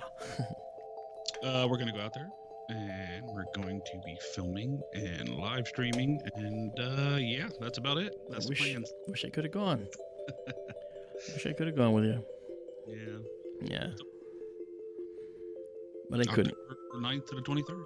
Wow. That is fantastic. I'm gonna be following your trip online. I'm gonna want to know what you guys are doing. Well, I think the first stop is the dormant volcano. I think in New Mexico. That's our first post up. Okay. So that's where we'll be for that, and then which volcano? Four Corners after that. Okay. Do you know which volcano? I forget the name of it. You're gonna step inside a volcano and you don't remember the name. Yeah. Oh, yeah. Come on. You only live once, right? No. You only die once. I forget the name of it. It's all later. We have all the people. Yeah, that's cool. And everything. Yeah. No, I'm looking forward to it. Don't get along, if you know what I mean. What's that? Me and names don't get along. Oh, come on. You know what you're talking about, by and large. God, I love it when you lie. Oh, it's not true. That's not true. You know what you're doing. You know, I guess not with names. Like I know stuff. I know I've seen it. I can like remember visuals, but names just no. Look, P&K Space Imaging is wildly successful, and you started that with Paul, and you convinced me to stream, and if not for that conviction that I would be able to do a stream, I would not be doing it right now. And you're the one that actually insisted. Yeah. You wouldn't leave me alone actually until I did, and well, it kind of made sense, Well, it's like, you were always on with Bill. You're always on with us. Yeah. It's like, well, why ain't you doing this yourself? You have a telescope. You have a dome. You have way more in-depth equipment. Let's just kind of share it with people. You know what I mean? Yeah, I just was very, very excited about it. I thought that you guys really kind of were the ones that kind of led me down that primrose path of doing this. And there's the ring right there, Ring Nebula. I went to the ring, so I'm gonna drop it down. But when I started streaming, it was about 2 years ago, and I looked online, and I have 130 videos, 130 streams that we've done. And I was quick. That's a lot. Yeah. Yeah, that's actually a lot. I haven't even looked lately. Yeah. Let's see. Oh, I don't see it. Oh, here we go. What's that? 3.12. See? Look at that. What's that? It'll go up exponentially. Oh yeah. In terms of the subscribers. Yeah. Yeah. No, I'm very pleased. I mean, it didn't convert to the K until it got to 3,120. When it got to that, all of a sudden it was like 3.12K. Yeah. Well, that's like a new YouTube update. What's that? That's actually a new YouTube update. How they're putting subscriber counts because I got a thing from them saying how they're updating the counts, how they're shown, and all this other crap. Yeah, I'd rather have it the old way. Yeah. Just like everything, it's just something to get used to. Well, you can see your full count. There's a website called subscribercount.com, and you put in your channel, and it gives you all the analytics to anyone. Okay, and it tells you everything. All the people in your edge of the dome. Whoopsie. Well, people mind. Look at that. Oh, this is just too good to let go. I'm gonna have to. A lot of detail. I'm gonna run out and just move the dome a little bit. Okay. Yeah. Okay. So, ladies and gentlemen, pay no attention to that man behind the curtain, but watch Keith over in the corner as he twirls his thumbs. It'll attract lots of attention. That's exactly what I'm gonna do. I'll be right back. Let's say hi to all the people that are in your stream that are usually in ours, and some people that aren't. Yeah. Cool. All right, I'll be right back. I think I pretty much know everybody in here. Well, not some. There's some names I don't recognize. I'll be right back. All right, get her done. And hello, everybody. You may ask, why am I on this channel? I don't know. But I'm here to learn, just like you. Mark, go fix the dome. It's okay.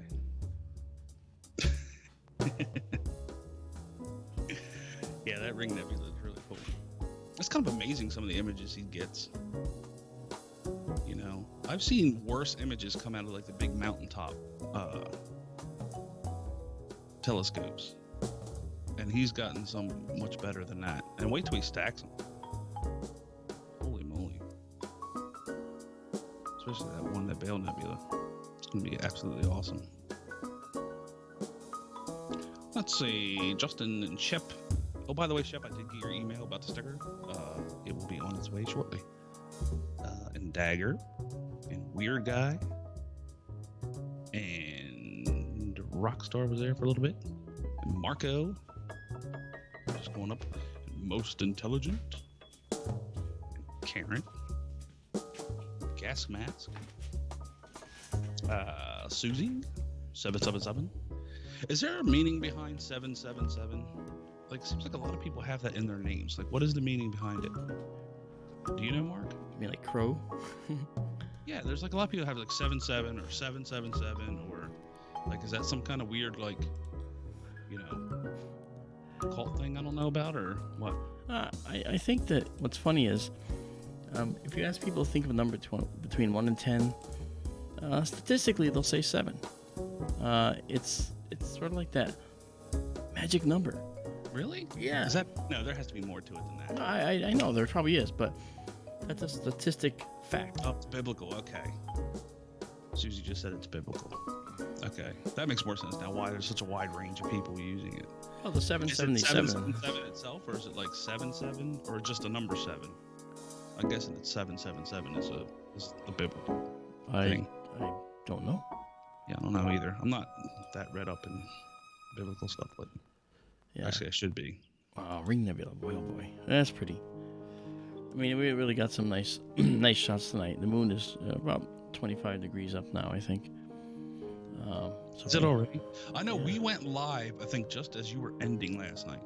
Yeah, and I didn't know that. I didn't know when you were going on. We didn't know that. Paul texted me and said, dude, it's absolutely gorgeous. And we had better skies for the approach to Zenith than we did at Zenith. Really? It was just calm and crystal. Oh, you might have ended up having getting some water vapor in the air later on. That could have been the problem. But it was beautiful, and it's looking like it's going to be like that tonight too. So really, if it is, you can expect an 11 to 2 from us. Wow, fantastic. Make sure everybody here goes there. Yep. Because I'll See, be... Paul made the mistake of drinking us 4 times caffeinated coffee at Really? 1 a.m. So we knocked off at 2. Oh. And he texted me today. He's like, dude, I can go to sleep till 6 a.m. Just laying there staring at the ceiling. It's like, okay, let's just calm down with the coffee then. How about it? Does he have glow-in-the-dark stars on his ceiling? I have no idea.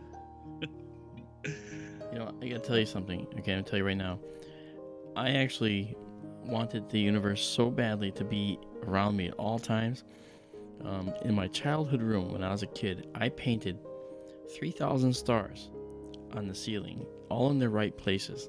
And I spent over 2 days in my room without coming out because they were all glow in the dark. So I had to use a little ultraviolet light to charge up the ultraviolet paint, look at the star charts with a little red light, and then put them on the ceiling exactly where they belong. Well, kind of, sort of where they belong. Wow. And yeah, I know, I'm nuts, you know. And so anyway. Were you ever institutionalized? No, not. Between the, bombs in the backyard and the... No. I mean, I also did was when I was a kid, I made those birthday candle UFOs out of clothing bags. I made little tray with straws, and then melted wax onto the straws and put birthday candles on them above a clothing bag, then lit the candles. And it would take a little while, but then they would lift off because it would become a hot air balloon. And it brought the police a few times. Yeah. Yeah. Mm-hmm. And to me that was thrilling, but then I always had to run because I didn't want to get caught. There's a strange object flying, whatever. And then... it's like, oh no, there's that D'Antonio kid. They're messing with hydrogen again. Well, hydrogen, yeah, that was a tough one because I was learning at an early age how acids and bases work. And one of the bases I was playing with was Na, sodium, Na, OH, otherwise known as sodium hydroxide, sodium OH hydroxide. And I learned how to separate the hydrogen off of the sodium and oxygen atoms. And look at the ring, boy, this is beautiful. You can see the central star pretty well. And when I did that, one of the things that happened that probably I shouldn't have done is I said, I'm going to do this at a large scale. I'm going to make this at a large scale. That's how the Unabomber began. No, don't say that. Well, I'm just saying. No, because the last thing I wanted to do was hurt anybody. Okay, I had no manifesto or anything like that. You were a kid that had an affinity for things that went boom.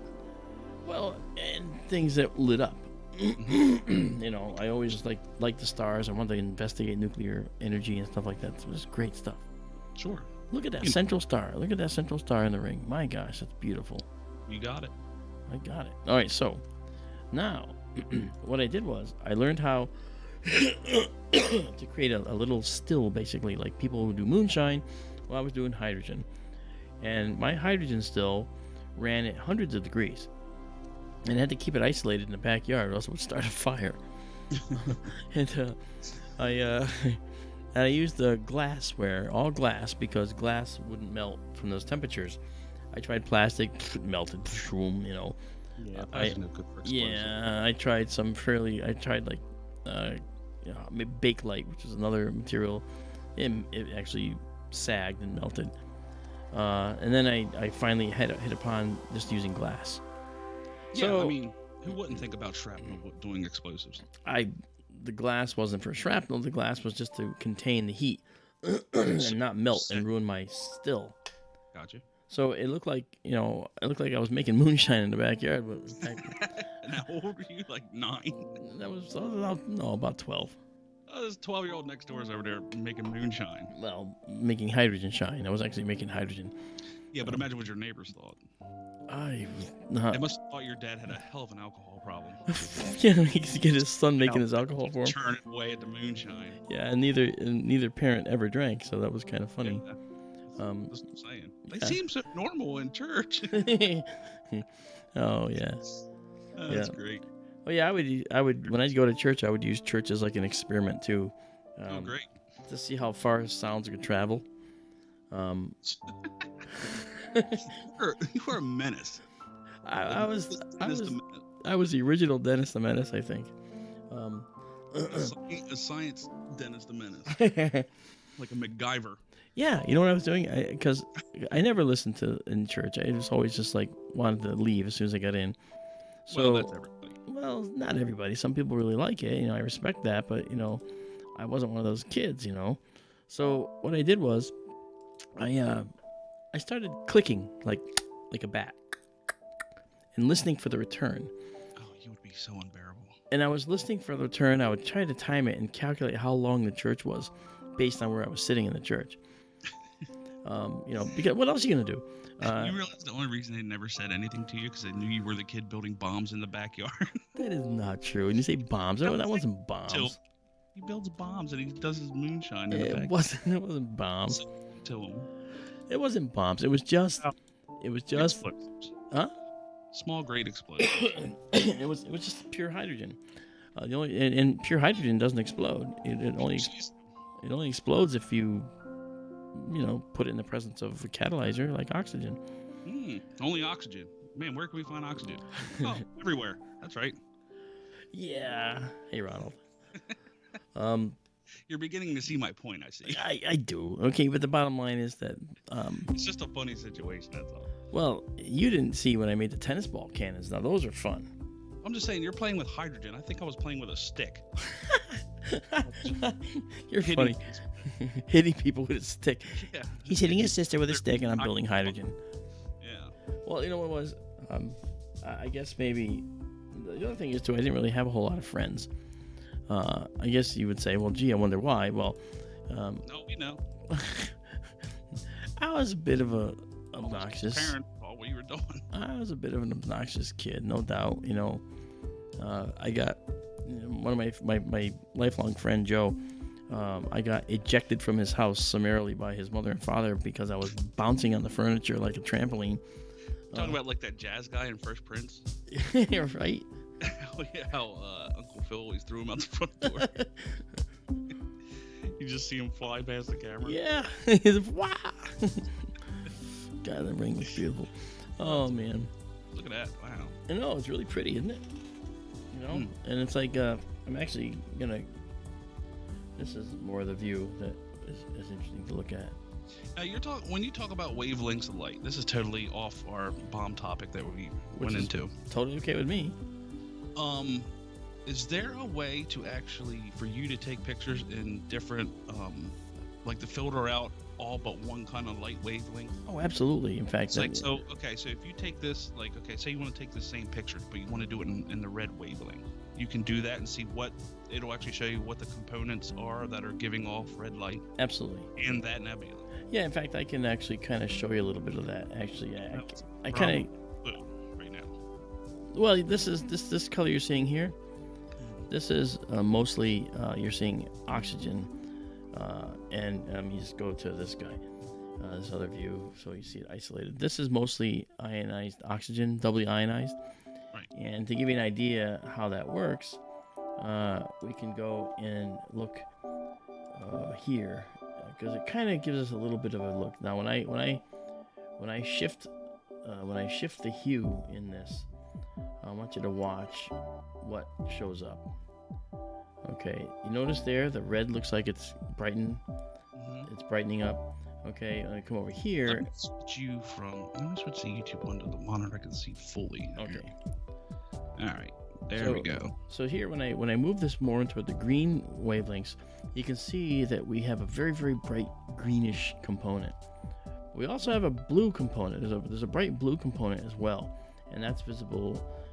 Yeah, right but isn't here. that just adjusting the color? Yes, it is. That's not doing filtering per se like we do. Okay, what we're looking at here is we're looking at just adjusting the hue, and it's letting through more of a certain color. It's accentuating those colors that are red. It's not filtering. It's just accentuating different colors that already exist in the image.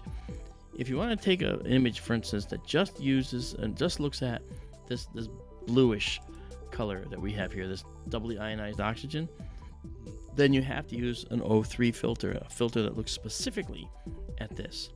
And it blocks out all other wavelengths. Almost, yeah. It has to have a little bit of bleed through.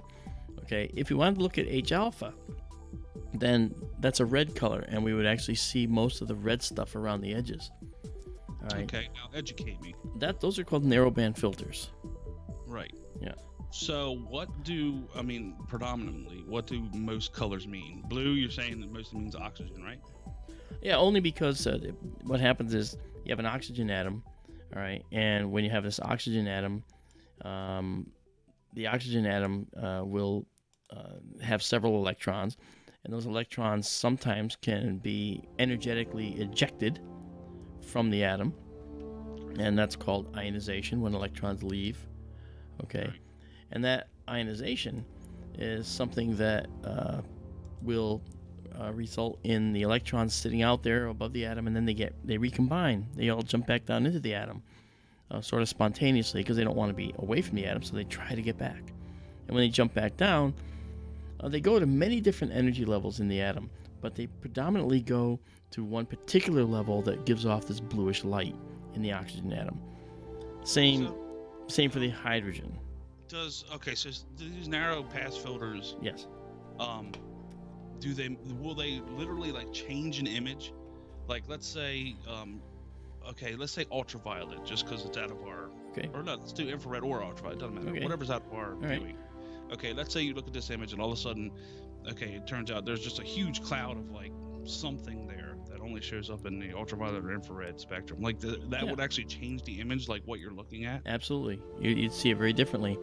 Okay, give you an example. Venus in our solar system. And because you picked on ultraviolet, I'll use it.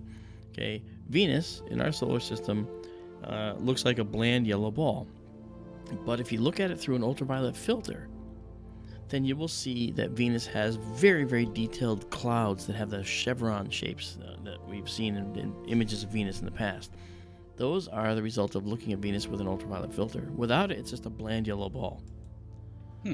Yeah, and that's a really interesting feature. I'm going to be rambling off here. No, is that the that's same fine. process that you use when detecting exoplanets and like what their makeup is? Like, or is that the process you're going to use, say, like when the James Webb is up and we're able to actually see atmospheres and whatnot? Absolutely, because one of the things that we do, we use something called a spectrometer or a spectrograph, and the James Webb is like built for that. Yeah, but it looks in the infrared.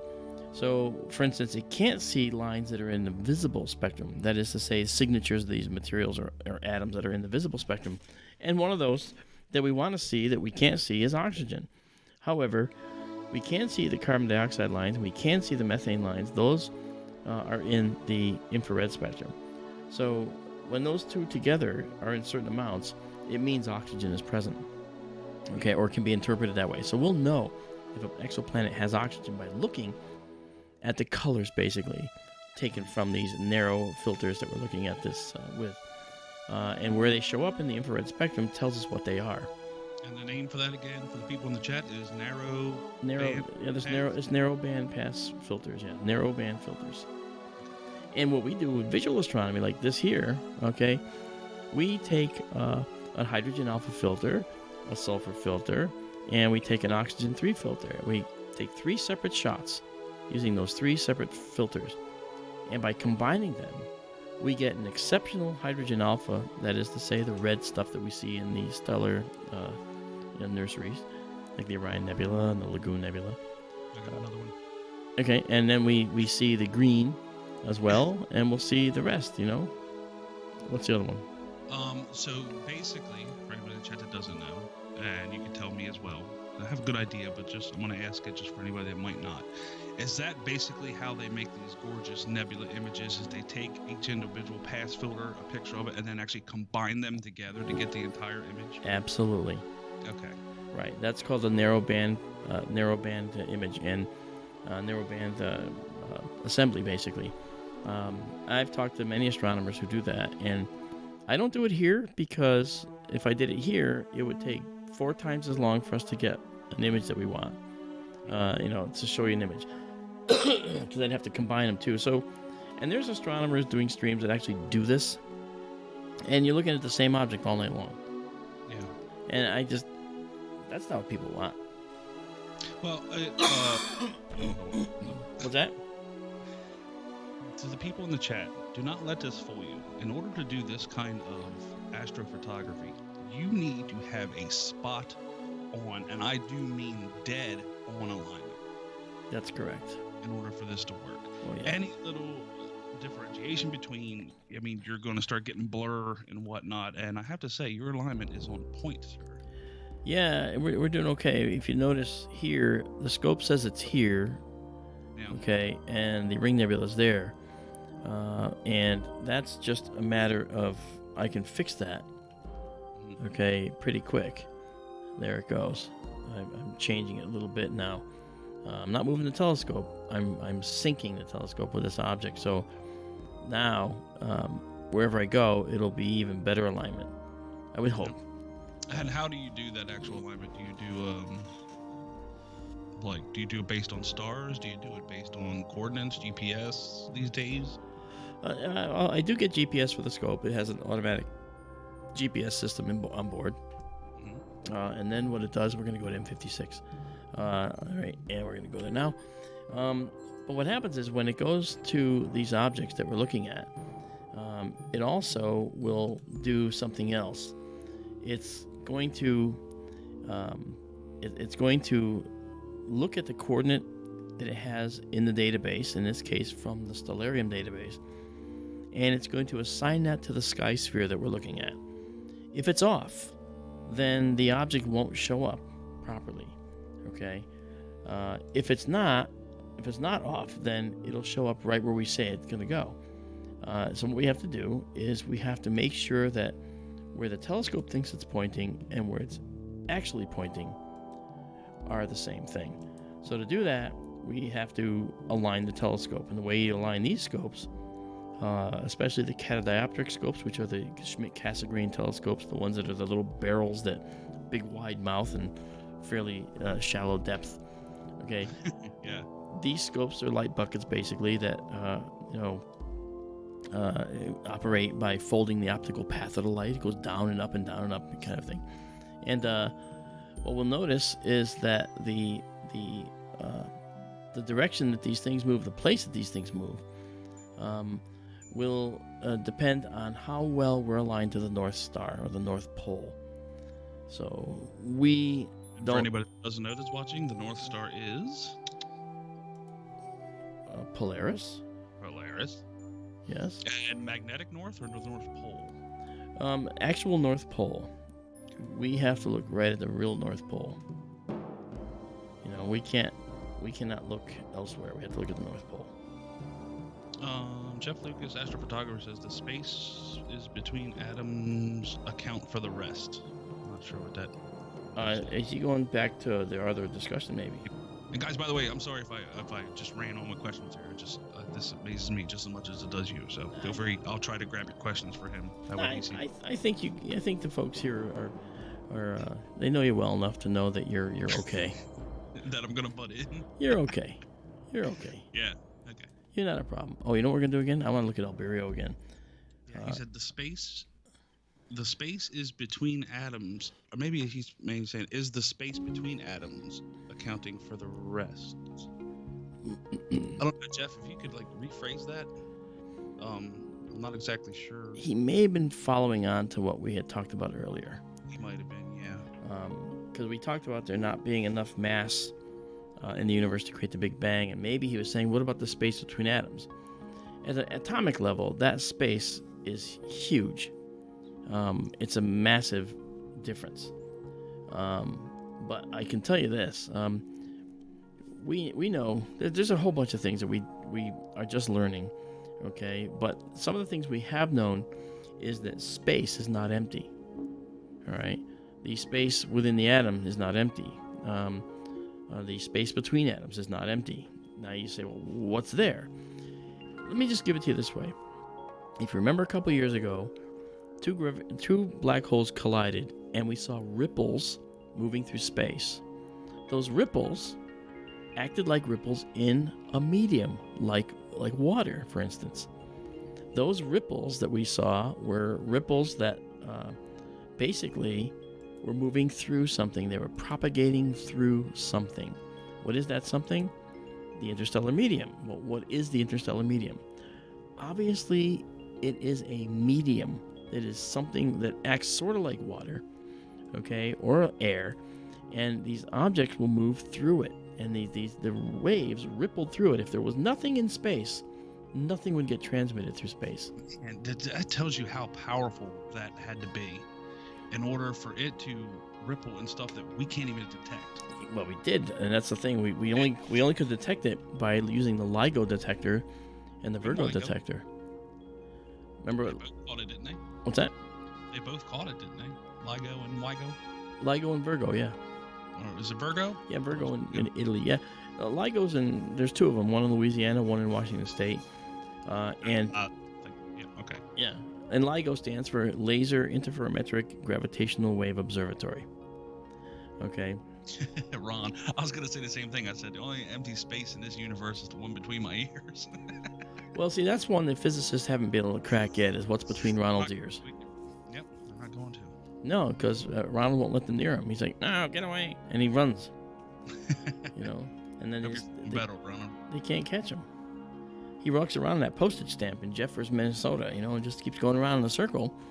He's an electron, you know, running around the neutrons and protons that are Jeffers, Minnesota.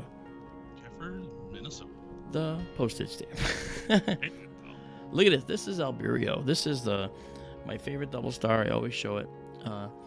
This, you can see, is a beautiful K star here and a B8 star. This one is fusing hydrogen to helium normally. This one, I believe, is a giant.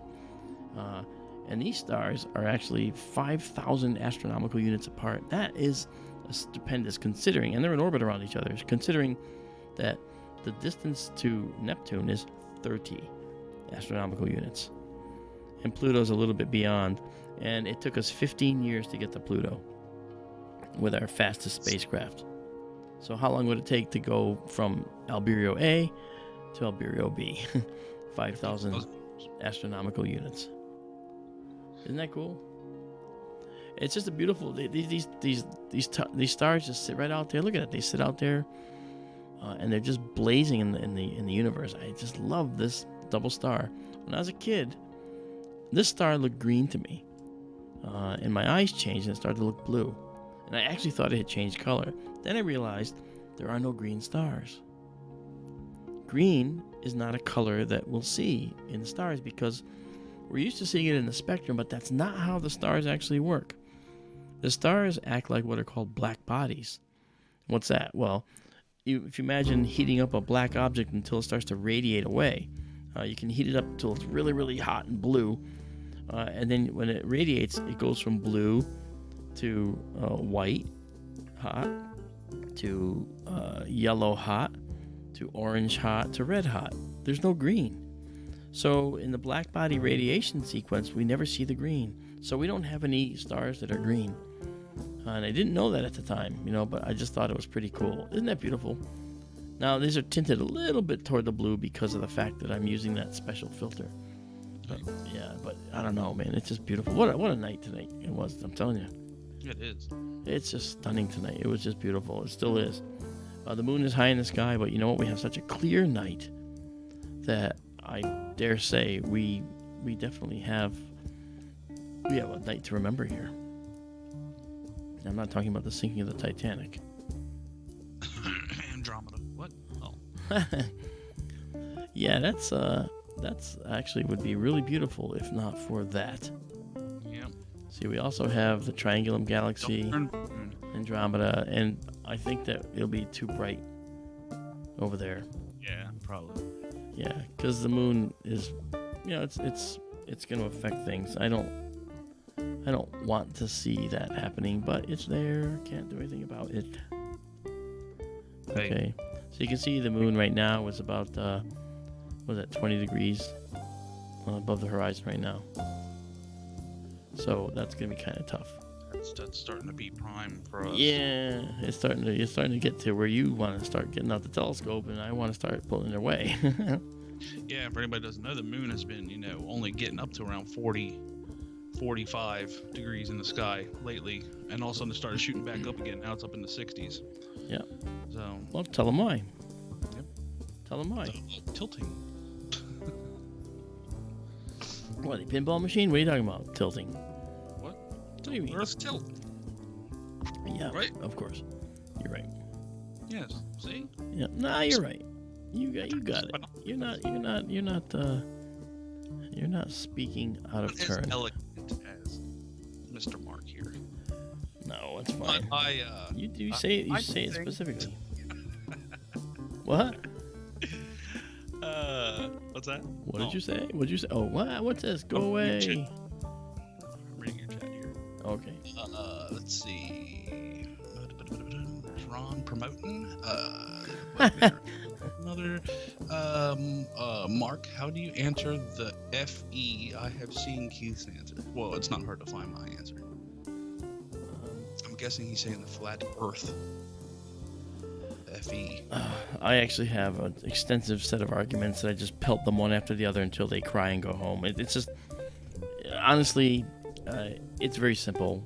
Basically, if we had a flat Earth and it worked the way that we always hear them say, where the stars, the sun will approach and then will disappear.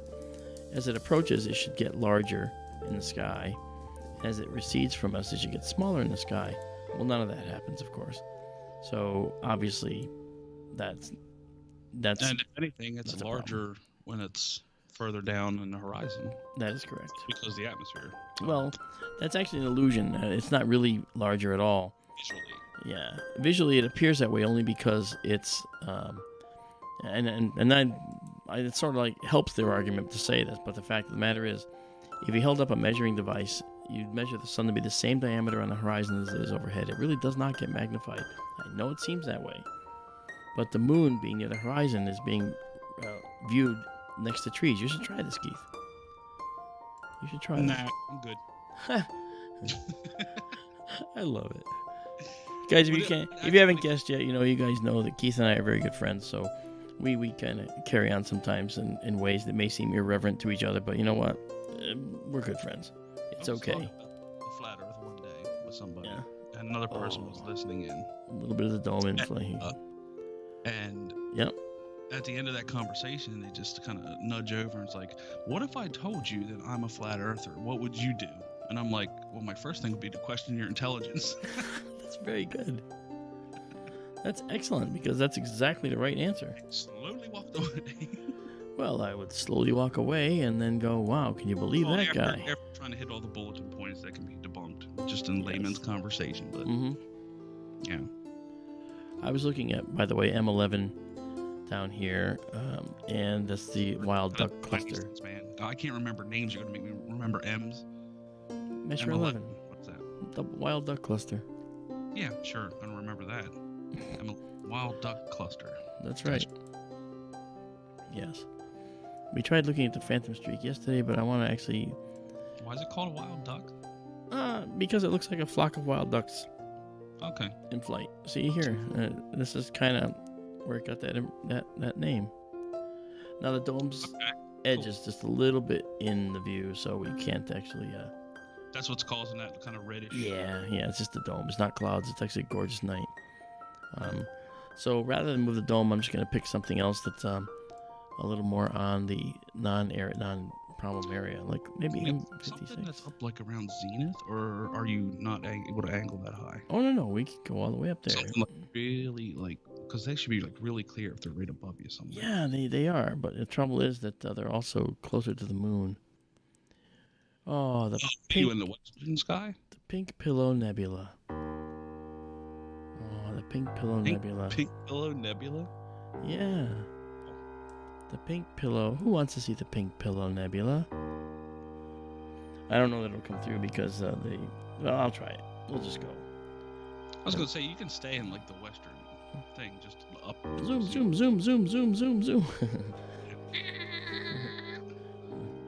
It's out there cranking away. Well, you can see the telescope. Okay, it timed out.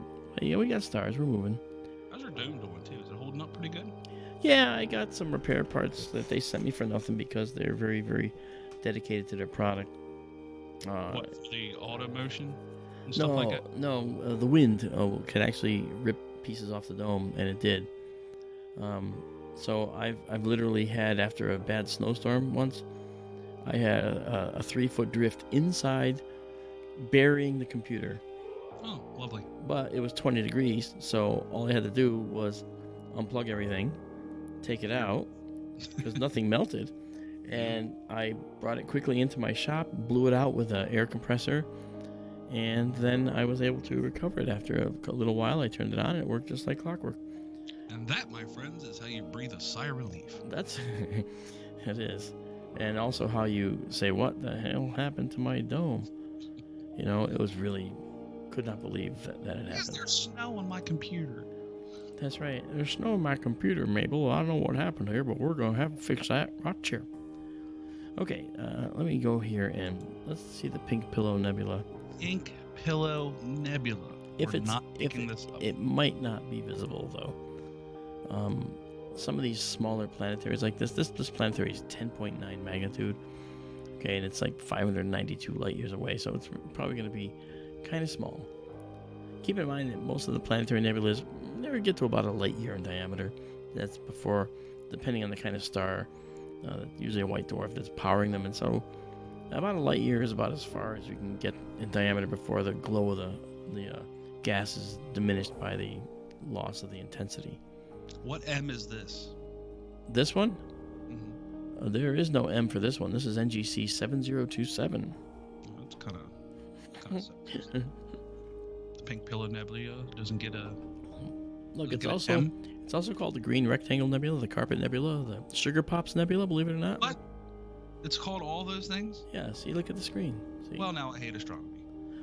Oh, now that is so not fair. Actually, here, now you can see it better. Really? I mean, does it really need to have 5 names? Well, Can we just agree on one, like take a vote or something? Yeah, you want Sugar Pops Nebula? No, I mean like astronomers around the world. Send them a card in the mail, get them to vote. Like, this is what we're going to call it. You get Mr. Rogers is no longer with us, but you could have got Mr. Rogers to say, welcome to the Magic Carpet Nebula. Yeah, well, the way we're going, there might be a Mr. Rogers Nebula somewhere around here soon. Hey, M65. Oh, did he die when he was 65? M352. No, there's no 352. Of course not. Why? Well, now there is. It's the Pink Pillow Nebula. Oh, I get it now. Well, let's go see. Okay, we're going to do 15 seconds at 8,000 of the Pink Pillow Nebula, and hopefully it'll show up. If it doesn't, it doesn't. We're going to have a fairly extensive blue background here. We might have a little bit of the dome impinging, but we'll find out. Doesn't hurt to try. Doesn't hurt to try. That's right. Oh, no, we don't. Okay. Yeah, where is it? Can we see it? I don't see it. It usually, it might be this, but I might have overexposed it, so we lose the color. Man, those stars are pinpoint. Aren't they beautiful? Mm-hmm. Yeah. And I like little guys like this, where you see little tiny, like in a row, 3 in a row. Stuff like that is really cool. Just imagine each one of those. It's just the numbers, just enough to boggle your mind. Never mind that. Well, no, that's actually a very good thing to ponder. But how about this? Not only does it boggle your mind, we're looking at stars that are all different distances. So when we look at the universe, we're looking into a time machine. We're looking back in time. We're always looking back in time. And that's just really cool. It's insane. Yeah. A visual time machine. That's right. It's a visual time machine. That's a good way to put it, in fact. Now we're going to go to the Mothra cluster because there is no... Oh, Mothra. Good. Yeah. Well, Godzilla. Got it. Well, there's no Godzilla cluster, so we're going to go to the Mothra cluster. Okay. What's that 3-headed thing called? Childra? Childra. Yeah, remember that? Childra, the 3-headed monster. Exactly. Yeah. Okay, I'm gonna get a little white screen here on the Dome Cam 1 for a second until I get back. Shep says go to the Loafer Nebula. The Loafer Nebula? That's funny. I've never been to the Loafer Nebula. Is it near the Is it near, what's the name of those shoes? Darn it, wingtips. Is it near the Wingtip Nebula? No, it's about 6,000 light years away from the Crocs Nebula. That's funny. Crocs. Yeah. Okay, let's do this now. Check it out. I got a lot of work to do, let me tell you. Because, yeah, something tells me you're going to be stacking. oh, I'm going to not sleep tonight. Tonight or through tomorrow? I won't be sleeping tonight. I'm going to be doing this. I'm actually going to the Big E, which is I should check Miami radar while we're here. a big fair, you know.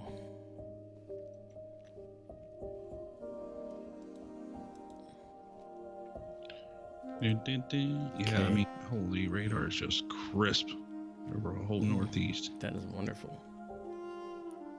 Okay, this cluster is beautiful, but it has a beautiful red star in it. I want to capture it, but I'm going to make sure that it doesn't walk like it did.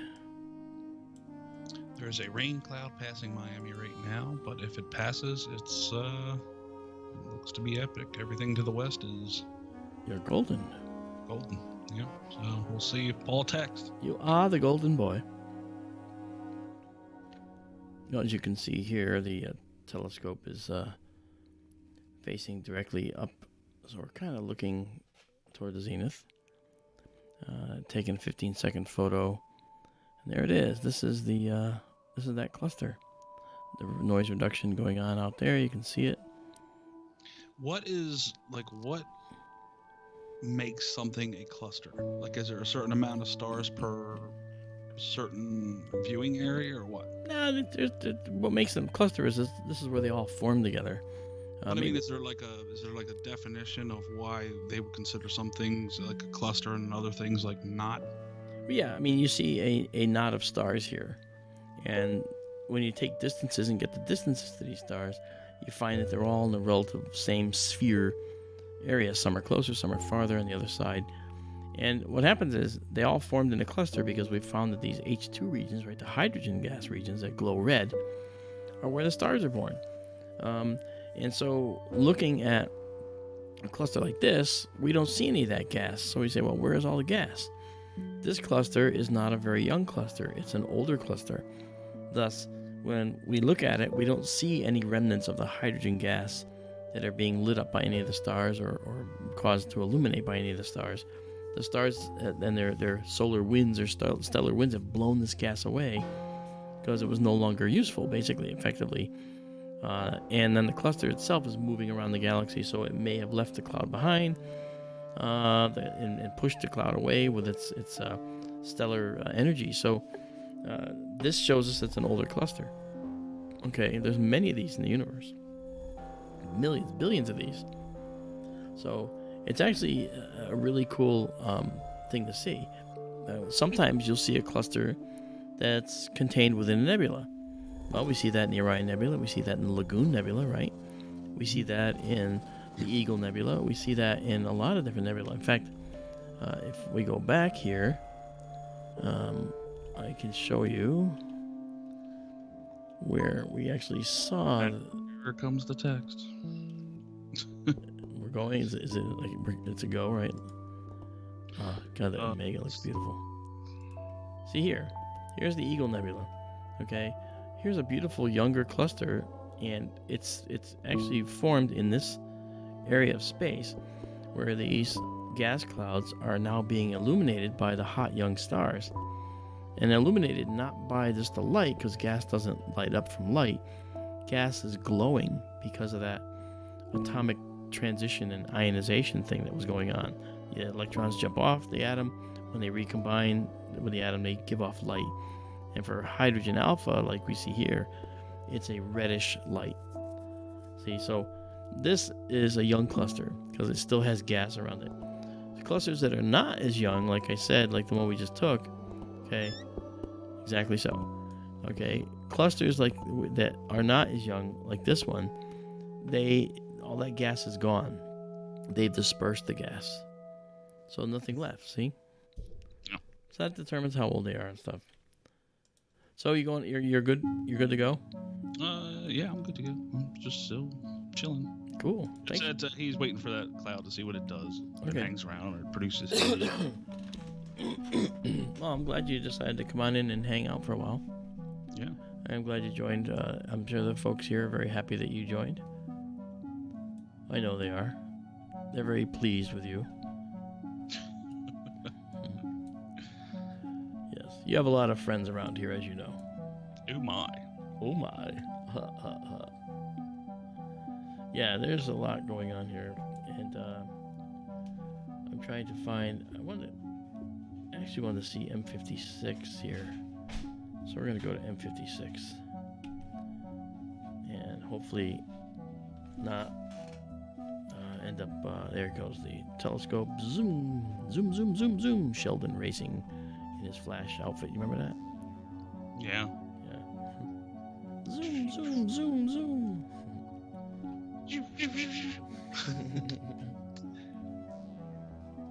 We have done NGC 7023, the Iris Nebula. Can't you see that from your locality, Mark?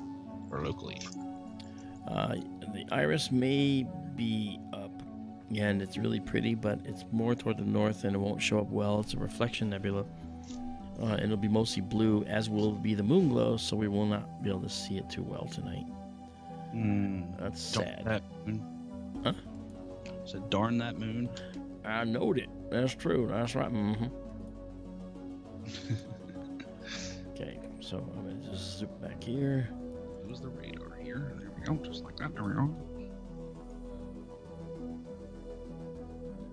Yeah, Shep, you're right. You know, Keith and I do make a good team, as does Daryl and I. We do our thing, and Amanda and I, we do our thing.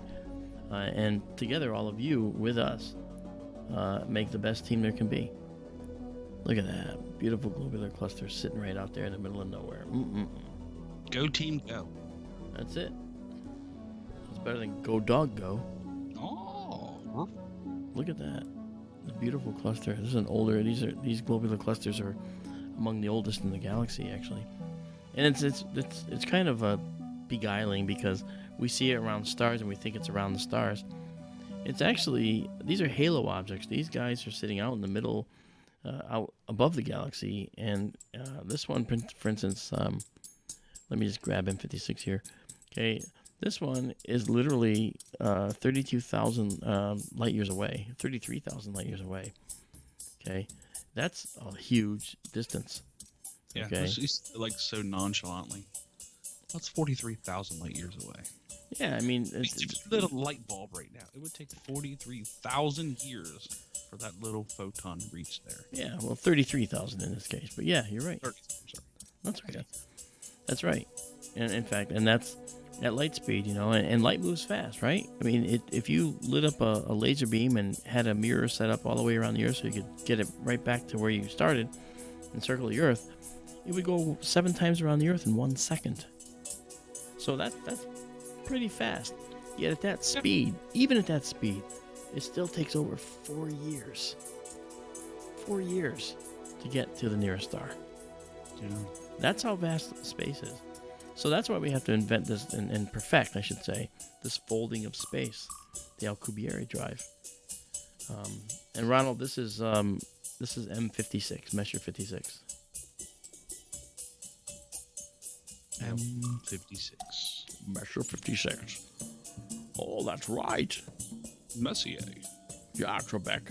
Oh, that's right. That's what I told your mother. Ha ha ha. Oh, whoa. Remember that? Get my mother out of this. Ooh.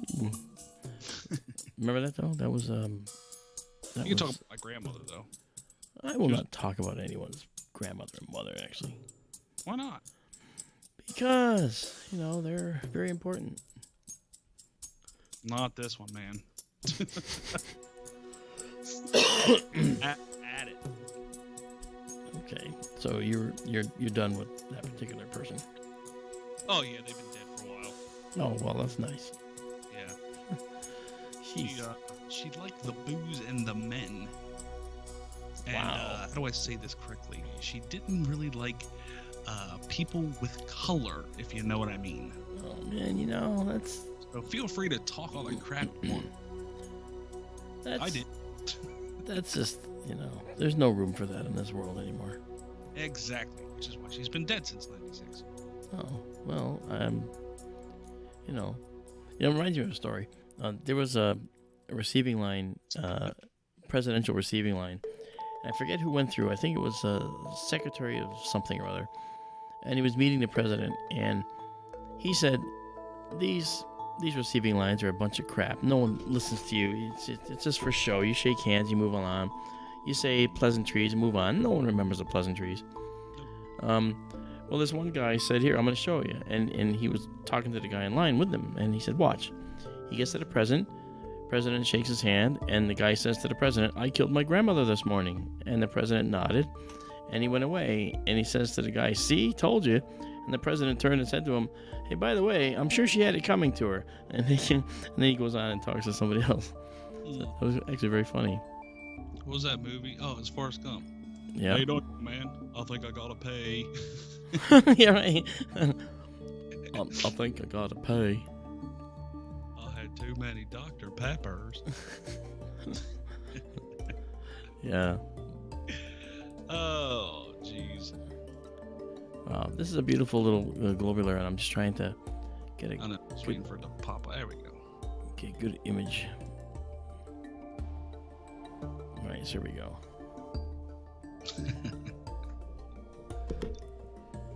Shep, how'd you delete yourself? Hey, Mark, do you have a PS4? No, I do not. Why? Oh. I do some gaming, and I want a clan. Oh, okay. Space Clan. You're funny. What the heck? Why is it over there? I don't know why I migrated. What is ringing noise? Is that? Oh, you have music on, don't you? Yeah, see? Oh, okay. Okay. That's what it is. Yeah, it's at the edge of... I thought I was going insane. You are going insane. You are going insane, Keith. Well, yeah, it's okay. I don't want you to tell me that. I have, Yeah, we're all insane. Oh. We're all insane. Okay, I'm gonna do this now again. Just gotta I did it the wrong way, I think. Okay, go this way. Just a smidge. Just a smidgenins. It is an astronomical unit of measurement. It absolutely is not, but okay. Yes, it is. A smidge. It's equal or slightly lesser than an inch. Shep, snap my fingers and poof, gone. In telescope terms. Yes. So, because you're always like magnified because of the telescope. So smidge is equal to or slightly less than an inch. So when I say move it to the left of smidge, you just look at, when you can see the telescope, you can't because you're inside, but you just slightly less than an inch. See? Learn something new every day, don't you? I dare say that's true. I should also point this out. I completely lied about that. That is not true whatsoever, but Okay. keep saying it like most things, it becomes fact. Well, yeah, that was a famous statement, right? Probably. Yep. Yes, it was. And just so you know, I just made that up too. I have no idea if it was. But if we keep saying it, it becomes fact. Yeah, I believe the statement was a lie told often enough becomes the truth. Yep. Okay, we're gonna see about getting this globular cluster in the view now. Let's get it. It's gonna be a little bit. It's gonna be right about here, I think. Unless I messed it up. Did I tell you I learned how to say "get her done" in Dutch? No way. Yeah, from the Amish guy. Really? If you want to say "get her done" to an Amish guy, just look at him and say "Grix Skadoo."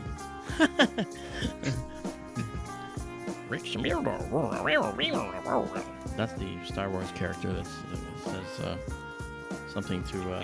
Yeah, I think that's a language. Okay. Right, well, I didn't know. But then again, doesn't Worf's language actually exist? The what language? From Star Trek? Oh yeah, Klingon, yeah. Yeah. Yeah. Somebody actually, literally a linguist. Yes, somebody actually did it. Wow. Yeah, that's called having no life. You thought you were bored when you were a kid. Oh, hey, look, but they applied it to doing things like coming up with a language. I didn't do any such thing. You just made bombs and Wasn't annoy people at church. bombs. There was just, I never blew up anything. I actually just. No. You never blew up anyone. Anything is a whole different conversation. Well, I didn't blow up anything either. I mean, I was just very. You ever burn anything down? Okay. Thank you. No. Okay, well, I gotta explain. Let me explain. I had just gotten a snorkel fire truck from Tonka. And I'm a very realistic player. I like to play realistically, so I lit a little fire in the backyard to test the snorkel. And I'm sitting there going, blowing out, spraying the little tiny stream. Like a water gun. Like a little more than a water gun on the fire, and it was rapidly getting out of control. Did you learn nothing from Smokey the Bear? And then I started to panic, and I actually I disconnected it from the truck, and I ended up using my hose directly, and that started to be very insufficient very fast. So, yeah, okay, you shouldn't have asked me this question. So then I ended up stomping it out, getting sand, digging up a hole, and throwing the sand on the fire, and I managed to put it out, okay, but only after it was the entire backyard burned black. I kept it about 6 feet from the house, but it almost got to the house. Yeah, but didn't your dad see it when he came home? Well, that's kind of the thing. He wanted to come home and lounge in the pool, which is, of course, right there. And I basically said, "No, I'll take care of cleaning the pool today, Dad. No worries. I'll do it. No, I want to do it." So I was hoping to stall him until it got kind of dark so he wouldn't see the lawn. But no, he went right out there at 6:30. All the way till the sun went in? Wow. That's some dedication. Yeah, 6:30. I tried to stall him, but it did not work. This is beautiful, M56. Look at that. Okay. Yeah, so I tried to stall him, and what I got for my troubles was, I basically got out of the house, ran and get on my bike, which is in the backyard near him, but also partially singed, because I had caught it in the flames a little. I'm riding my blackened bike now out of the backyard, and my father comes out to go in the pool, and I've never heard him blow his top like this ever. But boy, he just sounded off like a freaking truck horn. What up? Boop, what happened to my backyard? And of course, the tree that he himself planted years earlier was burned, and I felt real bad, which is why I was trying to get out of there as fast as possible. Yeah, it wasn't pleasant, but you know what? I learned from that. I learned that you just got to make sure you burn your lawn after your dad comes home or before your dad comes home, and not when he's on his way home. Your dad came home a long day work, summer, so it was hot out. Hey, it was very hot. And, you're running interference, and the poor guy can't even get in the pool until it's dark. It did not work. Yeah. This is beautiful. 33,000 light years away. Huh? Still got that fire truck? I had it for a long time, but no, I kind of got rid of it. Because it kind of got burned. But, the tires melted. Wow. Yeah. Wow. I mean, they look like it had flats on all sides because the tires were, got So not only did you overheated. Not fires with it, you drove it through fires? No, the fire in the lawn caught up to it. When I was trying to put it out, it was still in the middle of the lawn. Right. Yeah, so it wasn't too pleasant. Oh, jeez. Yeah, but it was just, hey, this stuff happens. Little kids, they do. Sure, as it does. Things. Yeah. Yep. Yeah. Absolutely. Yeah. Yeah, they do things. Mm-hmm. I didn't. Wow, he's playing with a stick. Eating dirt. Yeah, but you know what? You get so much more out of. You get so much more out of your. I'm gonna go back to this. tell you one thing I did have better than you. An Okay. immune system. Oh, Amount of dirt I ate. yeah, right? I'm telling you. Oh, yeah. That's true, huh? Okay, we're gonna go to, we're gonna close out with this one object here. You do that. I'm gonna run and refill my drinky poo. I know, because you're gonna start at 11, so I'm gonna end at... We ain't starting. It's under clouds right now. That's why I'm still sitting here with you.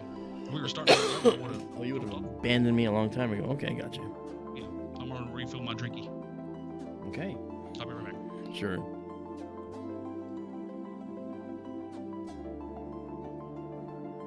Yeah, I don't know what's going on, guys. Maybe it's because I'm sharing my screen with them. And I probably caused a delay. But I apologize for that. I'm going to just do a quick shot here. This is the Dumbbell Nebula. I'm just going to do... I just saw that. I'm about a minute behind the YouTube feed. Okay. So the YouTube feed for me right now says 22:57:03, and yours that I'm watching says 22:57:30. So Okay. 40. Yeah, so about 40 seconds. Well, that's not so bad. Yeah, that's about normal. Okay, now I'm gonna refill. Okay. Yep. So now going back to this, people can notice now this is something interesting. Because of the orientation of the telescope, the image goes from horizontal to vertical. So just got to live with that. But the other thing is, I'm going to go to the 4K mode here real quick. The other thing is that when we looked at it earlier, okay, we did not have, and it's right here, we did not have a monocolor view. It was actually a nice color view that we had of it. And right now we're not seeing that. And this is what moonlight does, folks. This is what I was trying to show you before. Moonlight will often cause this subtle colors to get lost, because the blue color that we see from the moonlight is interacting in the atmosphere, and blue light scatters more readily than the red light, but it also overwhelms. So if I do another shot, like say 10 seconds at 8,000 here, let me just take this. Let me just do this here. Kind of looks a little weird, I know. Get in there. Get there. That's what I wanted. Okay. Okay. So now we do this, and we can say, all right, let's go a little bit east. And we're going to jog west a bit. This is the backlash compensation, which I'm going to program in the next clear night.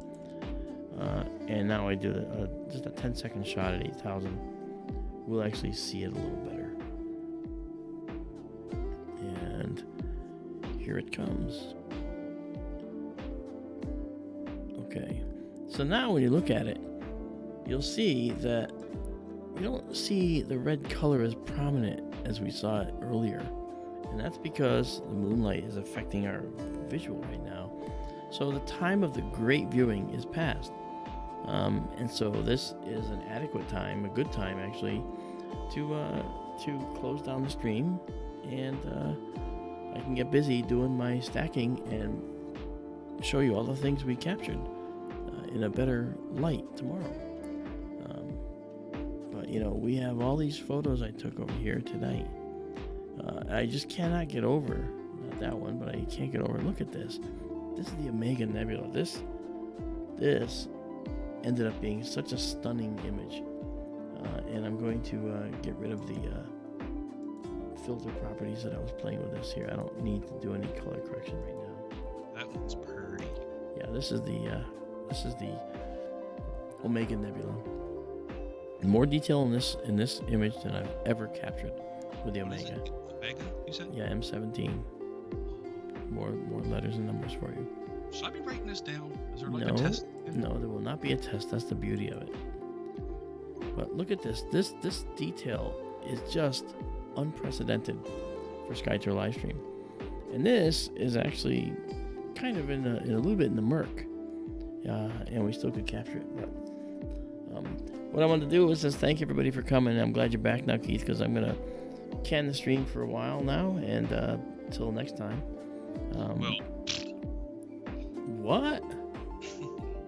Put there's so much more to look at. Well, there is, but unfortunately, with the moon out now, it's become difficult. And I don't want to blow out people's eyes by looking at the moon, do you? Well, if you're going to end it anyway, I'm just saying. Well, I will let people go to P&K Space Imaging to see the moon. Because you guys are the lunar specialists. We are the deep sky specialists. You are that. Know thy strength, Know thy strength. And I always share the spotlight with you, Keith, because you deserve it. And I'm a relative newcomer to the streaming world anyway. I may know some astronomy. Jesus Christ. All right, you know what? Don't watch anything from Tom Reed. Tom Reed is UFO Monument Park guy, yes? Yeah. Yeah, Tom Reed's a good buddy. UFO Monument Park is in Sheffield, Massachusetts, and he had an event when he was a kid. He went through there, I think, with his grandmother, and they saw a UFO, and it became the Sheffield UFO incident. And Tom Reed was the figurehead of this because he remembers this, and he tried to bring it to the forefront. And the governor of Massachusetts recognized it as an official UFO sighting in Massachusetts. And then Tom said, "I'm going to erect a monument in Sheffield to this sighting." And that's exactly what he did. And he worked with the town of Sheffield. But people in Sheffield town, the people in the administration, began to want to try and lay claim to it like it was theirs. And they took Tom Reed's benches that he had put up there. They took other materials, plaques, solar posts, and they took them. They just unceremoniously removed them from private property because Tom didn't tell them where they are. That he wouldn't tell them, yeah. And what they did was, Tom had entered into an arrangement with the person who owns the land. And he said, "What a great idea, Tom. Sure, you can put your stuff on my property in perpetuity." And Tom did. How? It's private property.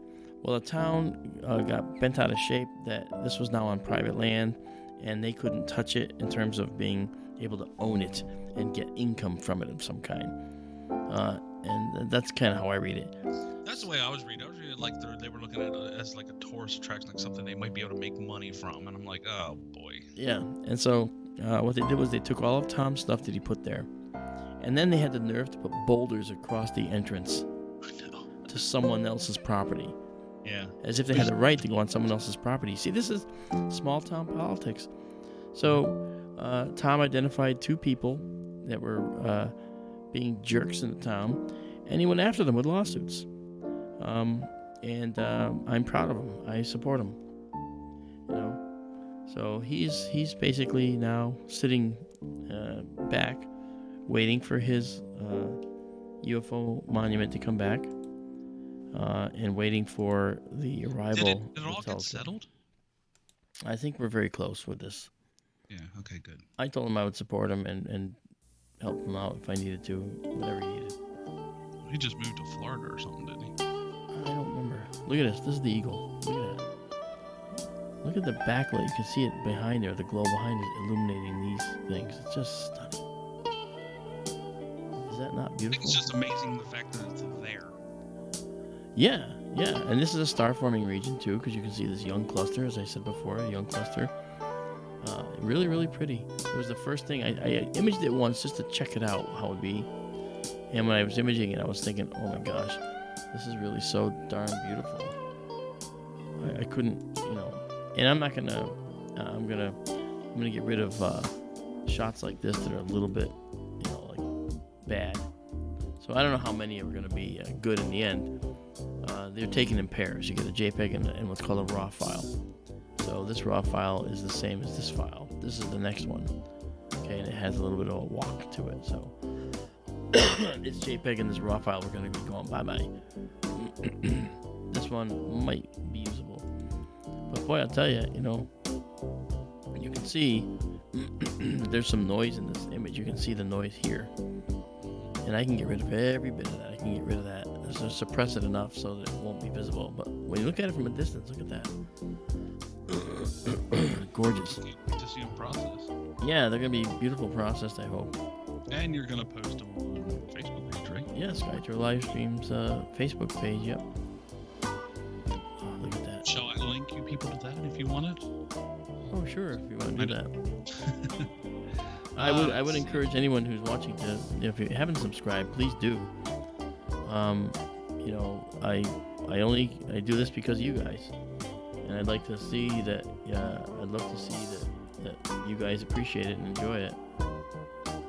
So do indeed subscribe and hit the bell to get notified when I go live.